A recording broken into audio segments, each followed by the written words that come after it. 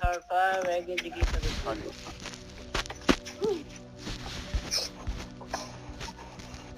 वाहिगुरू जी का खालसा वाहिगुरू जी की फतेह। वाहिगुरू जी का खालसा वाहिगुरू जी की फतेह।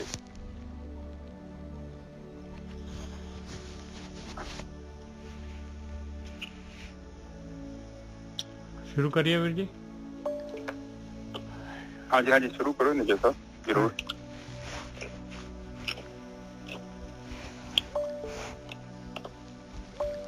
ਅੱਜ ਆਪਾਂ ਜਿਹੜੇ 299 ਅੰਕ ਤੋਂ ਗਿਆਨ ਸ਼ੁਰੂ ਕਰਨਾ ਹੈ ਜੀ।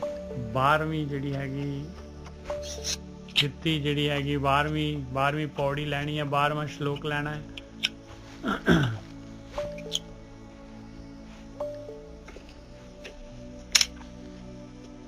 ਇਸ ਤੋਂ ਪਹਿਲਾਂ ਜਿਹੜੇ ਹੈਗੇ ਮਹਾਰਾਜ ਨੇ ਜਿਹੜਾ ਹੈਗਾ ਆਪਾਂ ਨੂੰ ਗਿਆਨ ਦਿੱਤਾ ਸੀਗਾ, ਵਰਤ ਜਿਹੜਾ ਹੈਗਾ ਪੂਰਨ ਹੋਣਾ ਸੀਗਾ। एक मिनट मैं जी माइक खुले है जी। बलजीत माइक बंद कर देना प्लीज।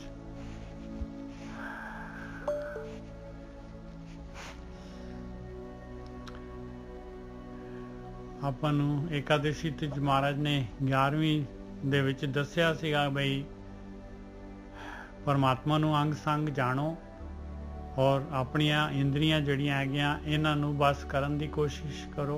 इंद्री बस करके परमेश्वर दा नाम जिहड़ा हैगा सुनो तां जिहड़ा हैगा और दूसरे सारियां दे उत्ते दया करो ते मन दे विच संतोख आ जाएगा। इस तरीके दे नाल वर्त पूर्ण होएगा। हुण महाराज जिहड़े हैगे 12ਵੀਂ तरीक तो आपां नूं ज्ञान दे रहे हैं। श्लोक दुरमत हरि सेवा करी पेटे साथ किरपाल। की होया कहंदे गुरु किरपाल जिहड़े हैगे ब्रह्म ज्ञानी जिहड़े हैगे किरपा करती ब्रह्म ज्ञानियां ने वो भेट गए। उन्हां ने जिहड़ी हैगी आ सेवा दस दित्ती परमात्मा दी सेवा। परमात्मा दी सेवा जिहड़ी हैगी आ उन्हां ने ध्यान सिमरन दस्सिया, अंदर वड़ना दस्सिया, साधना करनी दसी ते उहदे नाल दुरमत जिहड़ी हैगी भैड़ी मत जिहड़ी हैगी दूर हो गई। दुरमत हरी सेवा करी पेटे साध किरपाल। नानक प्रभ स्यों मिल रहे बिन से सगल जंजाल। और इहदे नाल की होया भी बूंद सागर दे विच चली गई। मालक परमात्मा हिरदे च प्रगट हो गए और सारे दे सारे जिहड़े माया ने जंजाल पाए सीगे ਇਹ ਕਾਮ ਕ੍ਰੋਧ ਲੋਭ ਓਂਕਾਰ ਜਿਹੜੇ ਮਾਇਆ ਨੇ ਕੋਮਲ ਬੰਧਨਾਂ ਦੇ ਨਾਲ ਮੋਹ ਦੇ ਅਟੈਚਮੈਂਟ ਦੇ ਬੰਧਨਾਂ ਨਾਲ ਬੰਨਿਆ ਸੀਗਾ ਉਹ ਸਾਰੇ ਦੇ ਸਾਰੇ ਬੰਧਨ ਜਿਹੜੇ ਹੈਗੇ ਖੁੱਲ ਗਏ, ਬਿਨਸ ਗਏ। ਹੁਣ ਪੌੜੀ ਆਈ। ਹਾਂਜੀ ਵੀਰ ਜੀ ਸ਼ਲੋਕ ਲੈ ਲਈਏ ਪਹਿਲਾਂ। ਦੁਰਮਤ ਹਰੀ ਸੇਵਾ ਕਰੀ ਭੇਟੇ ਸਾਧ ਕਿਰਪਾਲ। ਸ਼ਲੋਕ ਦੁਰਮਤ ਹਰੀ ਸੇਵਾ ਕਰੀ ਭੇਟੇ ਸਾਧ ਕਿਰਪਾਲ। ਨਾਨਕ ਪ੍ਰਭ ਸੇ ਮਿਲ ਰਹੇ ਬਿਨ ਸੇ ਸਗਲ ਜੰਜਾਲ। ਕਹਿੰਦੇ ਜਿਹੜੇ ਵੀ ਬ੍ਰਹਮ ਗਿਆਨੀ ਹੁੰਦੇ ਆ, ਸਾਧੂ ਹੁੰਦੇ ਆ, ਗੁਰੂ ਹੁੰਦੇ ਆ, ਉਹਨਾਂ ਨੇ ਜਿਹੜਾ ਹੈਗਾ ਉਹਨਾਂ ਦੀ ਕੋਈ ਆਪਣਾ ਸਵਾਰਥ ਨਹੀਂ ਹੁੰਦਾ ਉਹਨਾਂ ਦਾ। ਉਹ ਤਾਂ ਆਲਰੇਡੀ ਜਿਹੜੇ ਹੈਗੇ ਆ ਬੂੰਦ ਸਾਗਰ ਦੇ ਵਿੱਚ ਹੁੰਦੀ ਆ। ਮਾਲਕ ਪਰਮਾਤਮਾ ਦੀ ਨੇੜਤਾ ਉਹਨਾਂ ਨੂੰ ਆਲਰੇਡੀ ਪ੍ਰਾਪਤ ਹੁੰਦੀ ਹੈ ਤੇ ਉਹ ਯਾਤਰਾ ਜਿਹੜੀ ਹੈਗੀ ਉਹਨਾਂ ਨੇ ਕੀਤੀ ਹੁੰਦੀ ਹੈ। ਉਹਨਾਂ ਦੀ ਸਿਰਫ ਜਿਹੜੀ ਹੈਗੀ ਆ ਬਈ ਮਨੁੱਖਤਾ ਦੀ ਸੇਵਾ ਜਿਹੜੀ ਹੈਗੀ ਆ ਇਹੀ ਉਹਨਾਂ ਦੇ ਅੰਦਰ ਭਾਵਨਾ ਹੁੰਦੀ ਹੈ ਬਈ ਇਹ ਜਿਹੜੇ ਹੈਗੇ ਆ ਦੁਖੀ ਹੋ ਰਹੇ ਆ, ਦੁਨੀਆ ਦੁਖੀ ਹੋ ਰਹੀ ਹੈ ਤੇ ਇਹ ਘੱਟ ਤੋਂ ਘੱਟ ਜਿਹੜੇ ਹੈਗੇ ਇਹ ਵੀ ਜਿਹੜੇ ਹੈਗੇ ਇਸ ਰਸਤੇ ਤੇ ਤੁਰ ਕੇ ਜਿਹੜੇ ਹੈਗੇ ਇਹ ਵੀ ਸੁਖੀ ਹੋ ਜਾਣ, ਇਹਨਾਂ ਦੀ ਵੀ ਭੈੜੀ ਮੱਤ ਦੂਰ ਹੋ ਜਾਏ, ਇਹ ਸੇਵਾ ਇਹ ਵੀ ਕਰ ਲੈਣ ਔਰ ਮਾਲਕ ਪਰਮਾਤਮਾ ਦੇ ਨਾਲ ਜਿਹੜੇ ਹੈਗੇ ਇਹ ਵੀ ਮਿਲ ਲੈਣ, ਇਹਨਾਂ ਦੇ ਵੀ ਸਾਰੇ ਜੰਜਾਲ ਦੂਰ ਹੋ ਜਾਣ। ਆਹੀ ਉਹਨਾਂ ਦੀ ਜਿਹੜੀ ਹੈਗੀ ਆ ਇੱਛਾ ਹੁੰਦੀ। ਹਾਂਜੀ ਵੀਰ ਜੀ। ਹਾਂਜੀ ਬਿਲਕੁਲ ਠੀਕ ਹੈ ਜੀ। ਹਾਂਜੀ ਇਹ ਪਤਾ ਕੀ ਹੈ ਸਾਧ ਸੰਗਤ ਜੀ, ਅੱਜ ਦੀ ਕਥਾ ਆਪਾਂ ਵਿਚਾਰ ਕਰੀਏ ਤੇ ਪਹਿਲੀ ਦੋ ਲਾਈਨਾਂ ਦੇ ਵਿੱਚ ਕਾਫੀ ਗੱਲ ਉਹਨਾਂ ਨੇ ਕਲੀਅਰ ਕਰ ਦਿੱਤੀ। ਉਹ ਕਿੱਦਾਂ ਕਲੀਅਰ ਕੀਤੀ ਉਹਨਾਂ ਨੇ ਉਹਨੂੰ ਆਪਾਂ ਸਮਝਾਂਗੇ ਤੇ ਬਾਣੀ ਦੇ ਨਾਲ ਹੀ ਗੱਲ ਨੂੰ ਖੋਲਾਂਗੇ। ਹਾਂਜੀ ਨਿੱਜਰ ਸਾਹਿਬ, ਇਹ ਤੁਕ ਨੂੰ ਫਿਰ ਦੁਬਾਰਾ ਆਪਾਂ ਵਿਆਖਿਆ ਕਰੋ। ਸ਼ਲੋਕ ਦੁਰਮਤ ਹਰੀ। ਇੱਕ ਵਾਰੀ ਇੱਕ ਨਿੱਜਰ ਸਾਹਿਬ ਉਹਦੀ ਉਹ ਕਬੀਰ ਜੀ ਦੀ ਉਹ ਬਾਣੀ ਬੋਲੋ। ਕਿਹੜੀ? ਔਗਟ ਘੜੀ ਕਾਟੀ। ਹਾਂ, ਔਗਟ ਘਾਟੀ ਰਾਮ। ਹਾਂਜੀ ਬੋਲੋ ਜਰਾ, ਪਹਿਲਾਂ ਉਹ ਬੋਲ ਦੋ। ਜੇ ਪਾਸੇ ਲੱਗੀ। हाँ, जे पाछे पंडित गए, जे मार्ग पंडित गए पाछे पड़ी बहीर, एक औगट काटी राम की तह चढ़ रहे हो कबीर। ਕਬੀਰ ਜੀ ਕਹਿੰਦੇ ਜਿਸ ਰਸਤੇ ਤੇ ਪੰਡਤ ਗਏ ਆ ਤੇ ਉੱਥੇ ਤਾਂ ਬਹੀਰ ਪੈ ਗਈ। ਕਹਿੰਦੇ ਲੋਕਾਂ ਦੀ ਲੁਕਾਈ ਪੂਰੀ ਉਸ ਪਾਸੇ ਨੂੰ ਗਈ ਜਿਸ ਪਾਸੇ ਨੂੰ ਜਿਹੜੇ ਹੈਗੇ ਪੰਡਤ ਜਿਹੜੇ ਹੈਗੇ ਗਏ। ਪੰਡਤ ਜਿਹੜੇ ਹੈਗੇ ਜਿਸ ਰਸਤੇ ਤੇ ਗਏ ਕਹਿੰਦੇ, ਪਰ ਜਿਹੜੀ ਔਗਟ ਘਾਟੀ ਜਿਹੜੀ ਹੈ ਚੜਾਈ ਵਾਲਾ ਮਾਰਗ ਜਿਹੜਾ ਹੈਗਾ, ਪਰਮੇਸ਼ਰ ਵਾਲਾ ਮਾਰਗ ਜਿਹੜਾ ਹੈਗਾ, ਉਸ ਤੇ ਕੋਈ ਨਹੀਂ ਗਿਆ। ਕਹਿੰਦੇ ਇੱਕ ਔਗਟ ਘਾਟੀ ਰਾਮ ਕੀ, ਪਰਮਾਤਮਾ ਦਾ ਮਾਰਗ ਤਾਂ ਇੱਧਰ ਸੀਗਾ, ਚੜਾਈ ਵੱਲ ਸੀਗਾ। ਕਹਿੰਦੇ ਤੇ ਚੜ ਰਹੇ ਹੋ ਕਬੀਰ, ਕਹਿੰਦੇ ਮੈਂ ਤਾਂ ਉਸ ਰਸਤੇ ਤੇ ਹੈਗਾ ਔਰ ਮੈਨੂੰ ਕੋਈ ਟੱਕਰਦਾ ਹੀ ਨਹੀਂ ਹੈ, ਇਕੱਲਾ ਹੀ ਜਾ ਰਿਹਾ। ਹਾਂਜੀ ਵੀਰ ਜੀ। ਹੁਣ ਇਸ ਬਾਣੀ ਦੀ ਫੇਰ ਵਿਆਖਿਆ ਕਰੋ। ਸ਼ਲੋਕ ਦੁਰਮਤ ਹਰੀ ਸੇਵਾ ਕਰੀ ਭੇਟੇ ਸਾਧ ਕਿਰਪਾਲ। ਕਹਿੰਦੇ ਮੈਨੂੰ ਸਾਧੂ ਕਿਰਪਾਲ ਜਿਹੜੇ ਸਾਧ ਸੰਗਤ ਜਿਹੜੀ ਹੈਗੀ ਆ, ਬ੍ਰਹਮ ਗਿਆਨੀਆਂ ਦੀ ਸੰਗਤ ਜਿਹੜੀ ਹੈ, ਗੁਰੂ ਦੀ ਸੰਗਤ ਜਿਹੜੀ ਹੈਗੀ ਮੈਨੂੰ ਮਿਲ ਗਈ, ਕਿਰਪਾ ਕਰ ਦਿੱਤੀ ਉਹਨਾਂ ਨੇ ਤੇ ਮੈਨੂੰ ਜਿਹੜੀ ਹੈਗੀ ਇਹ ਸੇਵਾ ਦੱਸ ਦਿੱਤੀ। ਇਹ ਔਗਟ ਘਾਟੀ ਜਿਹੜੀ ਹੈਗੀ ਅੰਦਰ ਦੀ ਜਿਹੜੀ ਘਾਟੀ, ਅੰਦਰ ਨੂੰ ਜਿਹੜਾ ਮਾਰਗ ਜਾਂਦਾ ਹੈ, ਇਹ ਧਿਆਨ ਸਿਮਰਨ ਵਾਲਾ ਜਿਹੜਾ ਹੈਗਾ, ਇਹ ਯਾਤਰਾ ਉਹਨਾਂ ਨੇ ਸ਼ੁਰੂ ਕਰਵਾ ਦਿੱਤੀ, ਇਹ ਸੇਵਾ ਦੱਸ ਦਿੱਤੀ ਤੇ ਮੇਰੀ ਦੁਰਮਤ ਜਿਹੜੀ ਹੈਗੀ ਹਰੀ ਗਈ। ਮੇਰੀ ਦੁਰਮਤ ਭੈੜੀ ਮਤ ਦੂਰ ਹੋ ਗਈ ਇਹਦੇ ਨਾਲ।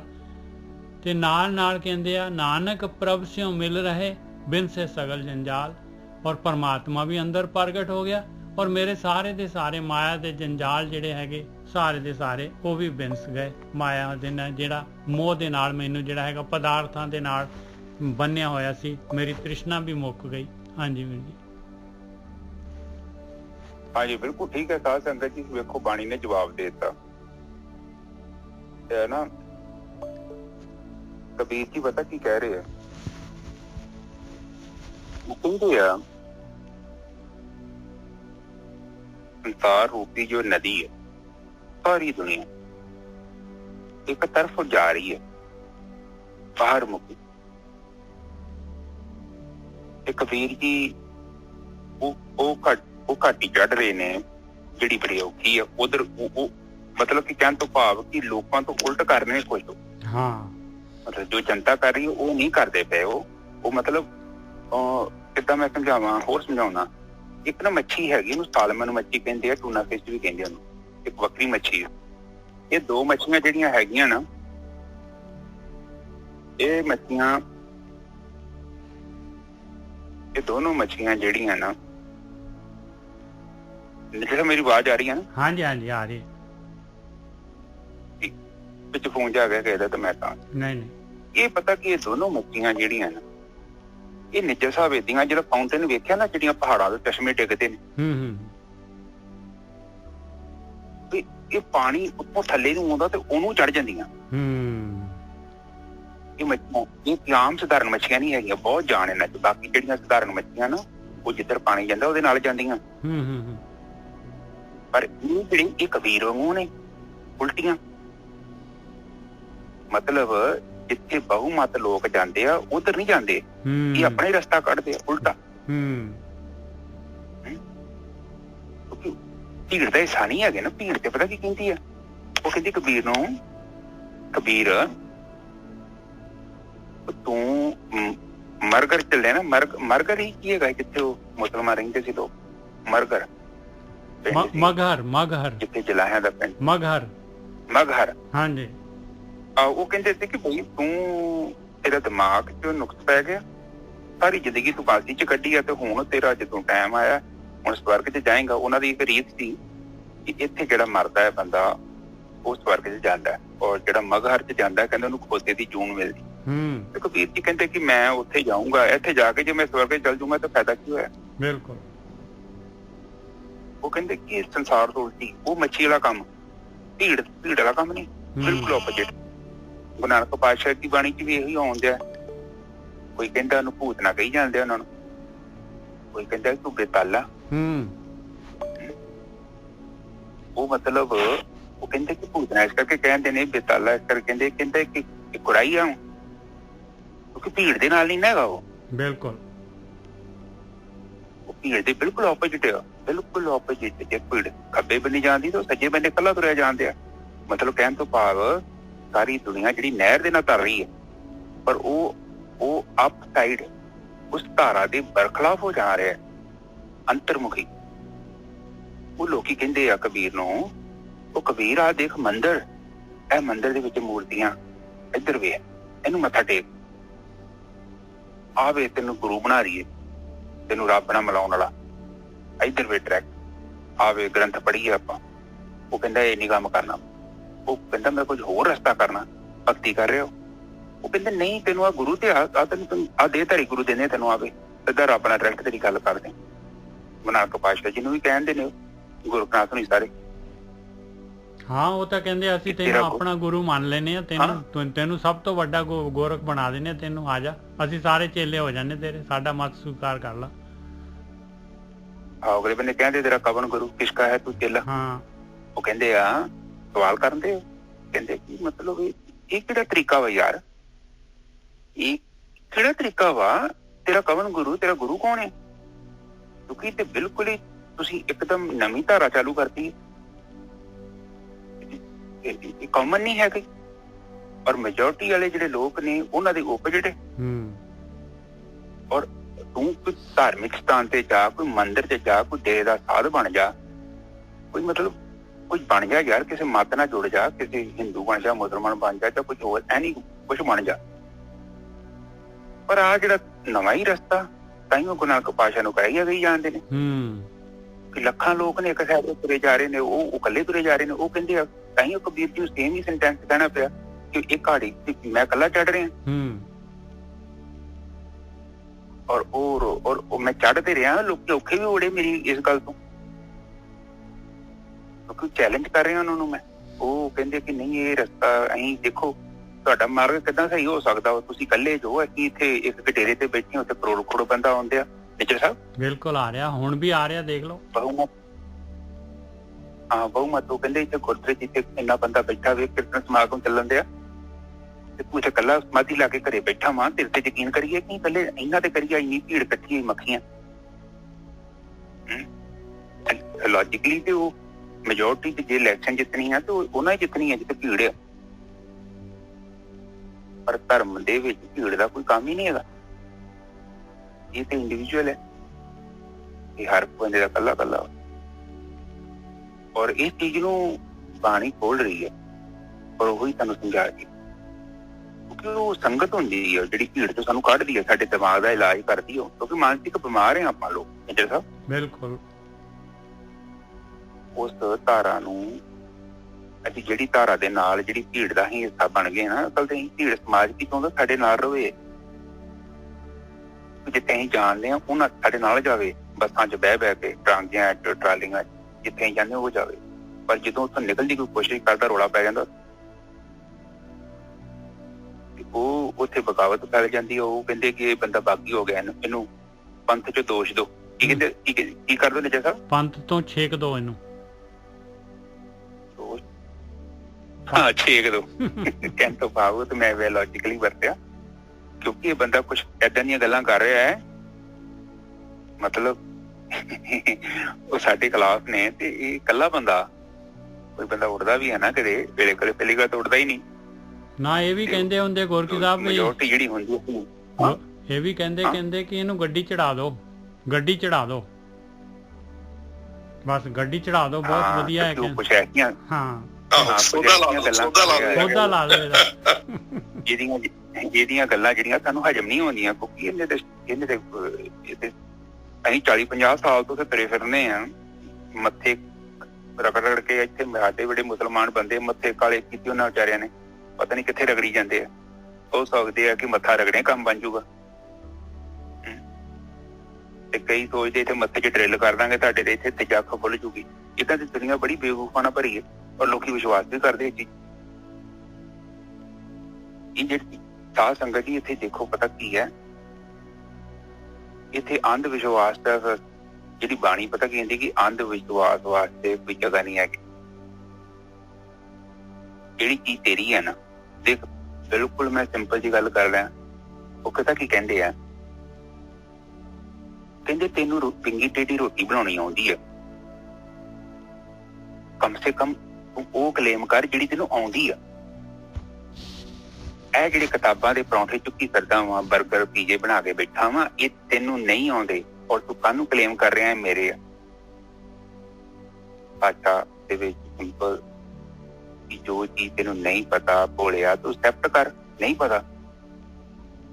ਕਿਉਂਕਿ ਤੈਨੂੰ ਸਿਖਾਉਣਾ ਬਹੁਤ ਔਖਾ ਵਾ, ਕਿਉਂਕਿ ਤੂੰ ਇੱਕ ਭਰਮ ਚ ਬੈਠਾ, ਤੈਨੂੰ ਪਤਾ ਨਹੀਂ ਆ। ਪਰ ਕਿਸੇ ਨੇ ਕਹਿਤਾ ਕਿ ਤੈਨੂੰ ਸਾਰਾ ਕੁਝ ਆਉਂਦਾ, ਤੇਰੇ ਹੱਥੇ ਕਿਤਾਬ ਫੜਾਈ ਅਗਲੇ ਨੇ, ਪਰ ਤੈਨੂੰ ਪਤਾ ਹੈ ਕਿ ਤੈਨੂੰ ਤੇ ਰੋਟੀ ਬਣਾਉਣੀ ਵੀ ਨਹੀਂ ਆਉਂਦੀ। ਨਿੱਕੇ ਸਾਹਿਬ ਬਿਲਕੁਲ ਬਾਣੀ ਕੁਛ ਨਹੀਂ ਕਰਦੀ। ਬਾਣੀ ਸਾਡੇ ਤੋਂ ਸਾਡਾ ਅਗਿਆਨ ਖੋਹਦੀ ਹੈ। ਉਹ ਜਿਹੜੀਆਂ ਸਾਡੇ ਰਜਿਸਟਰਡ ਸਾਡੀਆਂ ਫਾਈਲਾਂ, ਸਾਡਾ ਸਰਮਾਇਆ, ਸਾਡੇ ਉਹ ਹੰਕਾਰ ਉਹ ਹੰਕਾਰ ਹੀ ਹੁੰਦਾ, ਸੁਖਮ ਹੰਕਾਰ। ਤੁਸੀਂ ਕਹਿੰਦੇ ਜੋ ਇੱਥੇ ਸੇਵਾ ਕੀਤਾ ਨਹੀਂ ਕੁਝ ਬਣਦਾ। ਮੈਂ ਤੇ 20 ਸਾਲ ਤੋਂ ਇੱਥੇ ਝਾੜੂ ਮਾਰਨੇ ਆ, ਮੈਂ 20 ਸਾਲ ਤੋਂ ਲੰਗਰ ਦੀ ਸੇਵਾ ਕਰਨੇ ਆ। ਮੇਰੀ ਤੇ ਸੇਵਾ ਪ੍ਰਮਾਤਮਾ ਦੇ ਦਰ ਤੇ ਪਹੁੰਚੀ ਹੋਈ ਆ, ਠੀਕ ਹੈ ਪਹੁੰਚੀ ਹੋਈ ਆ, ਪਰ ਤੇਰੇ ਮਨ ਦੇ ਅੰਦਰ ਸੋਚ ਕਿੱਦਾਂ ਦੀ ਆ ਕਿ ਸੱਚੀ ਤੇਰਾ ਜੀਵਨ ਉੱਚਾ ਕਿਤੇ ਇਹ ਤੇ ਨਹੀਂ ਤੂੰ ਉੱਥੇ ਲੰਗਰ ਵਰਤਾਉਂਦੇ ਆ, ਤੇਰੀ ਸੋਚ ਕਿੱਦਾਂ ਦੀ ਹੈ। ਔਰ ਇਹਦਾ ਜਵਾਬ ਸਾਨੂੰ ਨਹੀਂ ਤੂੰ ਦੇਣਾ, ਤੂੰ ਆਪਣੇ ਆਪ ਨੂੰ ਦੇਣਾ ਹੈ। ਜੇ ਤੇਰਾ ਮਨ ਮੈਲਾ ਹੈ ਨਾ ਤੇ ਸਭ ਕੁਝ ਮੈਲਾ ਹੀ। ਇਹ ਮਨ ਹੀ ਮੈਲਾ ਹੈ ਤੇ ਮੈਲੇ ਮਨ ਨਾਲ ਤੂੰ ਜਿਹੜਾ ਮਰਜ਼ੀ ਕਰੀ ਜਾ, ਭਾਵੇਂ ਤੂੰ ਸੇਵਾ ਕਰੀ ਜਾ, ਪਾਠ ਕਰੀ ਜਾ, ਪੂਜਾ ਕਰੀ ਜਾ, ਉਹ ਸਾਰਾ ਕੁਝ ਮੈਲਾ ਹੋ ਜਾਣਾ। ਕਿਉਂਕਿ ਉਹਦੇ ਅੰਦਰ ਜਿਹੜੀ ਕੋਈ ਚੀਜ਼ ਹੈਗੀ ਆ, ਮੈਲ ਹੈਗੀ ਉਹਦੇ ਅੰਦਰ। ਉਸ ਮੈਲ ਦੇ ਵਿੱਚ ਤੂੰ ਜਿਹਨੂੰ ਮਰਜ਼ੀ ਦੇਖ ਲੇਗਾ ਸੱਜਣਾ, ਉਹ ਚੀਜ਼ ਤੋਂ ਮੈਲ ਵੜ ਜਾਣੀ। ਹਾਂਜੀ ਨਿਜਾ ਸਾਹਿਬ ਇਹ ਤੋਂ ਦੁਬਾਰਾ ਬੋਲ। ਦੁਰਮਤ ਹਰੀ ਸ਼ਲੋਕ, ਦੁਰਮਤ ਹਰੀ ਸੇਵਾ ਕਰੀ ਭੇਟੇ ਸਾਧ ਕਿਰਪਾਲ। ਸਭ ਤੋਂ ਪਹਿਲਾਂ ਜਿਹੜੇ ਹੈਗੇ ਸਾਧੂ ਮਿਲੇ ਮੈਨੂੰ, ਕਿਰਪਾਲ ਸਾਧੂ, ਕਿਰਪਾ ਕਰ ਦਿੱਤੀ ਮਾਲਕ ਪਰਮਾਤਮਾ ਨੇ, ਮਿਹਰ ਕੀਤੀ ਮੈਨੂੰ। ਜਿਹੜਾ ਹੈਗਾ ਇਹ ਸਾਧੂ ਭੇਟ ਗਏ, ਸਾਧ ਸੰਗਤ ਮਿਲ ਗਈ ਮੈਨੂੰ। ਤੇ ਉਹਦੇ ਨਾਲ ਕੀ ਹੋਇਆ, ਮੈਂ ਉਹਨਾਂ ਨੇ ਸੇਵਾ ਦੱਸੀ ਪਾਈ, ਆ ਸੇਵਾ ਪਾਈ। ਨਾਮ ਹਮਾਰੇ ਗੁਰ ਕੀ ਸੇਵ, ਨਾਮ ਹਮਾਰੇ ਪੂਜਾ ਦੇਵ, ਹਰ ਕੀ ਟਹਿਲ ਕਮਾਵਣੀ, ਜਪੀਏ ਪ੍ਰਭ ਕਾ ਨਾਮ। ਆ ਸੇਵਾ ਦੱਸੀ ਉਹਨਾਂ ਨੇ। ਤੇ ਉਹ ਸੇਵਾ ਕਰਨ ਦੇ ਨਾਲ ਫਿਰ ਜਿਹੜੀ ਹੈ ਮੇਰੀ ਦੁਰਮਤ ਵੀ ਦੂਰ ਹੋਣ ਲੱਗ ਪਈ। ਮੇਰੀ ਮੈਲ ਜਿਹੜੀ ਹੈਗੀ ਮਨ ਦੇ ਉੱਤੇ, ਜਿਹੜੀ ਮੈਲ ਚੜੀ ਹੋਈ ਸੀਗੀ, ਉਹ ਘਟਣ ਲੱਗ ਪਈ। ਕਾਮ ਕ੍ਰੋਧ ਲੋਭ ਮੋਹ ਹੰਕਾਰ ਜਿਹੜੇ ਹੈਗੇ ਘਟਣ ਲੱਗ ਪਏ। ਨਾਨਕ ਪ੍ਰਭ ਸਿਓ ਮਿਲ ਰਹੇ ਬਿਨ ਸੇ ਸਗਲ ਜੰਜਾਲ। ਔਰ ਫਾਈਨਲੀ ਜਿਹੜਾ ਹੈਗਾ ਪਰਮਾਤਮਾ ਦੇ ਨਾਲ ਜਿਹੜੀ ਹੈਗੀ ਆ ਵੀ ਮਾਲਕ ਪਰਮਾਤਮਾ ਵੀ ਪ੍ਰਗਟ ਹੋ ਗਿਆ, ਬੂੰਦ ਸਾਗਰ ਦੇ ਵਿੱਚ ਚਲੀ ਗਈ। ਸਾਰੇ ਦੇ ਸਾਰੇ ਜੰਜਾਲ ਹੀ ਖਤਮ ਹੋ ਗਏ, ਬਿਨਸ ਗਏ, ਜਿਨ੍ਹਾਂ ਦੇ ਵਿੱਚ ਜਿਹੜਾ ਹੈਗਾ ਮੈਂ ਮੈਟਰ ਦੇ ਵਿੱਚ ਘਰ ਗ੍ਰਸਤੀ ਜਿਹੜੀ ਹੈ, ਜੋ ਵੀ ਹੈ ਆਕਾਰ, ਇਹਨਾਂ ਦੇ ਵਿੱਚ, ਇਸ ਜੰਜਾਲਾਂ ਦੇ ਵਿੱਚ ਜਿਹੜਾ ਹੈਗਾ ਰਾਤ ਦਿਨ ਜਿਹੜਾ ਹੈਗਾ ਇਹਨਾਂ ਦੇ ਵਿੱਚ ਹੀ ਭੱਜਿਆ ਫਿਰਦਾ ਸੀਗਾ। ਉਹ ਸਾਰੇ ਦੇ ਸਾਰੇ ਜਿਹੜੇ ਹੈਗੇ ਬਿਨਸ ਗਏ। ਹਾਂਜੀ ਵੀਰ ਜੀ। ਹਾਂ ਬਿਲਕੁਲ ਠੀਕ ਹੈ ਜੀ। ਉਹ ਕਹਿੰਦੇ ਕਿ ਸੰਗਤ ਮਿਲੀ ਮੈਨੂੰ, ਉਹ ਸ਼ੇਰ ਦੇ ਬੱਚੇ ਵਾਂਗੂ। ਉਹ ਸ਼ੇਰ ਦਾ ਬੱਚਾ ਤੁਸੀਂ ਸੁਣਿਆ ਇਹਨੂੰ, ਜੰਗਲ 'ਚ ਸ਼ੇਰਨੀ ਮਰ ਗਈ, ਉਹ ਭੇਡਾਂ 'ਚ ਰਲ ਗਿਆ, ਉਹ ਭੇਡਾਂ ਦਾ ਹਿੱਸਾ ਬਣ ਗਿਆ। ਉਹ ਖਾਣਾ ਭੇਡਾਂ ਦੇ ਨਾਲ ਦੁੱਧ ਪੀ ਕੇ ਉੱਥੇ ਨੇ ਟਾਈਮ ਪਾਸ ਕੀਤਾ, ਵੱਡਾ ਹੋ ਗਿਆ, ਥੋੜਾ ਵੱਡਾ ਹੋ ਗਿਆ। ਇਹਨੂੰ ਪਤਾ ਲੱਗਦਾ ਕਿ ਮੈਂ ਭੇਡਾਂ ਦਾ ਹਿੱਸਾ ਨਹੀਂ ਹੈਗਾ, ਝੁੰਡ ਦਾ ਪਤਾ ਲੱਗਦਾ ਸੀ ਉਹਨੂੰ, ਕਾਫੀ ਵੱਡਾ ਵਾ। ਪਰ ਉਹਨਾਂ ਦੇ ਨਾਲ ਰਹਿ ਕੇ ਉਹਨਾਂ ਦੀ ਬੁੱਧੀ ਏਦਾਂ ਦੀ ਹੋ ਗਈ। ਤੇ ਉਹ ਫਿਰ ਇੱਕ ਵੱਡਾ ਸ਼ੇਰ ਆਇਆ, ਉਹਨੇ ਵੇਖਿਆ, ਪੁਰਾਣੀ ਕਹਾਣੀ ਤੁਹਾਨੂੰ ਪਤਾ ਹੀ ਆ ਪਰ ਜੁੜਦੀ ਬੜੀ ਇਹਦੇ ਨਾਲ, ਤਾਂ ਉਹ ਬੜਾ ਇੰਟਰਸਟ ਹੋ ਜੂ। ਫਿਰ ਵੱਡਾ ਸ਼ੇਰ ਨੇ ਵੇਖਿਆ ਉਹਦੇ ਸ਼ੇਰ ਦਾ ਬੱਚਾ ਤੁਰਿਆ ਭੇਡਾਂ 'ਚ ਫਿਰਦਾ ਹੈ ਝੁੰਡ 'ਚ। ਕਬੀਰ ਵਾਂਗੂ, ਕਬੀਰ ਵਰਗੇ ਸ਼ੇਰ ਹੁੰਦੇ ਨਾ ਵੱਡੇ, ਨਿਜਾ ਮਿਲ ਜਾਂਦੇ ਬੰਦਿਆਂ ਨੂੰ। ਉਹ ਭੀੜ ਚੋਂ ਸ਼ੇਰ ਦੇ ਬੱਚੇ ਨੂੰ ਕੱਢ ਲੈਂਦੇ ਨਿਜਾ ਸਾਹਿਬ। ਬਿਲਕੁਲ ਇਹ ਵੀ ਤੇ ਬਾਣੀ ਉਹ ਕਹਿੰਦੀ ਆ ਵੇਖੋ, ਦੁਰਮਤ ਹਰੀ ਸੇਵਾ ਕਰੀ ਭੇਟੇ ਸਾਧ ਕਿਰਪਾਲ। ਉਹ ਕਿਰਪਾਲ ਹੋਈ, ਉਹ ਸ਼ੇਰ ਮਿਲਿਆ, ਉਹ ਕੀ ਕਰਦੀ ਆ, ਉਹ ਭੇਡਾਂ ਚੋਂ ਸ਼ੇਰ ਦੇ ਬੱਚੇ ਨੂੰ ਕੱਢ ਲੈਂਦੀ। ਉਹ ਕਹਿੰਦੀ ਹੈ ਇਧਰ ਆ, ਤੂੰ ਭੇਡ ਨਹੀਂ ਆ, ਤੂੰ ਤੇ ਸ਼ੇਰ ਆ। ਤੂੰ ਕਾਹਨੂੰ ਆਪਣੀ ਇੱਜ਼ਤ ਦਾ ਫਜੀਆ ਕਰਾ ਰਹੇ ਆ ਭੇਡਾਂ 'ਚ ਘੁੰਮ ਕੇ, ਤੇ ਮੂਰਖਾਂ ਦੀ ਭੇਡ ਤੂੰ ਹੀ ਨਾਲ ਤੁਰਿਆ ਫਿਰਦੇ। ਫਿਰ ਉਹ ਕੀ ਕੀਤਾ, ਉਹ ਸ਼ੇਰ ਦੇ ਬੱਚੇ ਨੂੰ ਉਹਨੇ ਝੀਲ 'ਚ ਲਾ ਕੇ ਖੜਿਆ, ਉੱਥੇ ਉਹਦਾ ਸ਼ਕਲ ਵਿਖਾਈ ਤੇ ਫਿਰ ਸ਼ੇਰ ਦੇ ਬੱਚੇ ਨੂੰ ਵੱਡਾ ਸ਼ੇਰ ਕਹਿੰਦਾ ਵੀ ਮੇਰਾ ਕੰਮ ਹੋ ਗਿਆ ਜੀ, ਹੁਣ ਮੈਂ ਜੋ ਕਰਨਾ ਸੀ ਤੈਨੂੰ ਦਿਖਾਤਾ ਵਾ, ਤੇਰੀ ਅਸਲੀਅਤ ਤੈਨੂੰ ਦਿਖਾਤੀ ਆ, ਤੈਨੂੰ ਇਹ ਦਿਖਾਇਆ ਕਿ ਤੇਰੇ 'ਚ ਤੇ ਮੇਰੇ 'ਚ ਫਰਕ ਨਹੀਂ। ਪਰ ਜਦੋਂ ਉਹਨੂੰ ਝੁੰਡ 'ਚੋਂ ਕੱਢਣ ਲੱਗਾ ਤੇ ਸ਼ੇਰ ਦਾ ਬੱਚਾ ਛੋਟਾ ਜਿਹਾ ਰੋਲਾ ਪਾਈ ਜਾਵੇ, ਨਾ ਮੈਨੂੰ ਮਾਰੀ ਨਾ ਮੈਨੂੰ ਕੁਛ ਨਾ ਕਹੋ, ਇਹ ਮੈਂ ਭੇਡਾਂ 'ਚ ਹੀ ਰਹਿਣਾ ਵਾ, ਮੈਂ ਘਾਹ ਖਾਨਾ ਵਾ, ਮੈਂ ਇਸ ਏਰੀਏ 'ਚ ਨਹੀਂ ਹੋਊਗਾ, ਮੈਂ ਦੂਜੇ ਏਰੀਏ 'ਚ ਚੱਲ ਜਾਵਾਂਗਾ। ਬੜੇ ਤਰਲੇ ਪਾਏ ਉਹਨੇ। ਪਰ ਉਹ ਕਹਿੰਦਾ ਬਈ ਦੇਖ ਮੇਰੀ ਗੱਲ, ਤੂੰ ਜਿੰਨਾ ਮਰਜ਼ੀ ਰੌਲਾ ਪਾ, ਕਹਿੰਦਾ ਮੈਂ ਭੇਡਾਂ 'ਚ ਬਹੁਤ ਖੁਸ਼ ਹਾਂ, ਇੱਥੇ ਮੈਂ ਭੇਡਾਂ 'ਚ ਹੀ ਰਹੀ ਹਾਂ। ਪਰ ਕਹਿੰਦਾ ਤੂੰ ਭੇਡ ਨਹੀਂ ਆ, ਚੱਲ ਆ ਤੈਨੂੰ ਤੇਰੀ ਸ਼ਕਲ ਵਿਖਾਵਾਂ। ਚਲੋ ਲੈ ਗਿਆ।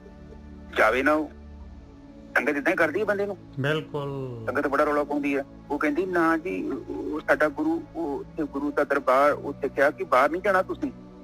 ਸੰਗਤ ਕਹਿੰਦੀ ਹੈ ਨਹੀਂ ਗਈ। ਗੱਲ ਸੁਣ, ਤੂੰ ਭੋਲਿਆ ਕਿਹੜੇ ਭਰਮ 'ਚ ਬੈਠਾ, ਕਿਹੜੀ ਸੰਗਤ? ਸਮਾਂ ਤੇਰਾ ਲੰਘੀ ਜਾਂਦੇ ਆ, ਉੱਥੇ ਤੂੰ ਉਹ ਜਿੱਦਾਂ ਉਹ ਗਾਂ ਦੇ ਹੁੰਦਾ ਕਿ ਉਹ ਛੋਟੇ ਬੱਚੇ ਨੂੰ ਚੂਸਣੀ ਦਿੱਤੀ ਹੁੰਦੀ ਨਾ, ਨਕਲੀ ਨਿੱਪਲ, ਮੂੰਹ 'ਚ ਤੇਰੇ 'ਚ ਸ਼ਹਿਦ ਵਾਲਾ ਨਿੱਪਲ ਪਾਇਆ ਲਾਲਚ ਦਾ, ਪਤਾ ਨਹੀਂ ਕਿੱਥੇ ਤੂੰ ਪਹੁੰਚਣਾ ਵਾ, ਤੇ ਉਹ ਨਿੱਪਲ ਤੇਰੇ ਮੂੰਹ 'ਚ ਕੱਢ ਲੈਂਦੇ ਅਗਲੇ। ਤੂੰ ਪਹਿਲਾਂ ਨਿੱਪਲ ਹੀ ਕੱਢਦੇ ਆ, ਨਿੱਪਲ ਕੱਢ ਕੇ ਕਹਿੰਦੇ ਪਹਿਲਾਂ ਇਹਨੂੰ ਸਾਈਡ ਤੇ ਰੱਖ, ਤੈਨੂੰ ਅਸਲੀ ਨਿੱਪਲ ਦਿੰਦੇ ਆ ਜਿੱਥੇ ਕੁਝ ਮਿਲਣਾ ਵਾ, ਤੇ ਨਕਲੀ ਇਹ ਚ ਨਹੀਂ ਕੁਝ, ਤੂੰ ਮੂੰਹ 'ਚ ਪਾਇਆ ਜ਼ਰੂਰ ਹੈ, ਭਰਮ ਹੈਗਾ, ਮੂੰਹ 'ਚ ਕੁਝ ਹੈਗਾ ਪਰ ਪ੍ਰਾਪਤੀ ਕੁਝ ਨਹੀਂ। ਫਿਰ ਉਹਨੂੰ ਖੜਿਆ, ਉਹਨੂੰ ਦਿਖਾਤੀ ਸ਼ਕਲ ਦਿਖਾਤੀ ਤੇ ਕੰਮ ਖਤਮ ਹੈ। ਸੰਗਤ ਦਾ ਕੰਮ ਨਹੀਂ ਹੈ ਕਿ ਤੇਰੇ 'ਚ ਤੇ ਬ੍ਰਹਮ 'ਚ ਕੋਈ ਭੇਦ ਨਹੀਂ ਹੈਗਾ। ਬੇਵਕੂਫਾ ਤੂੰ ਬੇਇੱਜ਼ਤੀ ਕਰਾਉਂਦਾ ਫਿਰਦਾ, ਲੋਕਾਂ ਦੇ ਕੋਲ ਤੁਰਿਆ ਫਿਰਦਾ, ਮੇਰੇ ਹੱਥ ਜੋੜੀ ਜਾਣਦੇ। ਜਿਹੜਾ ਗਿਆਨ ਤੇਰਾ ਤੇਰੇ ਅੰਦਰ ਹੈ, ਉਹ ਇਹਨੂੰ ਮੱਥਾ ਟੇਕਣ ਤੂੰ ਬਾਹਰ। ਹੁਣ ਤੈਨੂੰ ਕੀ ਪਤਾ ਅਗਲੇ ਬੰਨੇ ਕੀ ਬਲਾ ਹੈਗੀ ਆ, ਉਹ ਕੀ ਉਹਦੇ ਮਨ 'ਚ ਕੀ ਹੈਗਾ, ਕਿਤੇ ਬੰਗਲਾ ਹੀ ਨਾ ਹੋਵੇ। ਤੇ ਅਕਸਰ ਬੰਗਲੇ ਹੀ ਹੁੰਦੇ ਆ ਜਿਹੜੇ ਬੰਦੇ ਘਰਾਂ ਦਾ ਤਿਆਗ ਕਰ ਦਿੰਦੇ, ਅਮਰ ਤੋਂ ਉਹ ਇਹੋ ਜਿਹੀਆਂ ਚੀਜ਼ਾਂ ਬਣਾ ਲੈਂਦੇ ਨੇ, ਉੱਥੇ ਵੀ ਘਰ ਹੀ ਬਣ ਜਾਂਦਾ ਵਾ, ਉੱਥੇ ਸਾਰਾ ਕੁਝ ਆ ਜਾਂਦਾ। ਮਾਇਆ ਜਿਹੜੀ ਨਾ ਬੜੀ ਚਲਾਕ ਹੈ, ਮਾਇਆ ਨੂੰ ਕੋਈ ਧੋਖਾ ਨਹੀਂ ਦੇ ਸਕਦਾ। ਮਾਇਆ ਕਿਸੇ ਰੂਪ ਵੀ ਆ ਕੇ ਬੰਦੇ ਨੂੰ ਲਪੇਟ ਲਈ।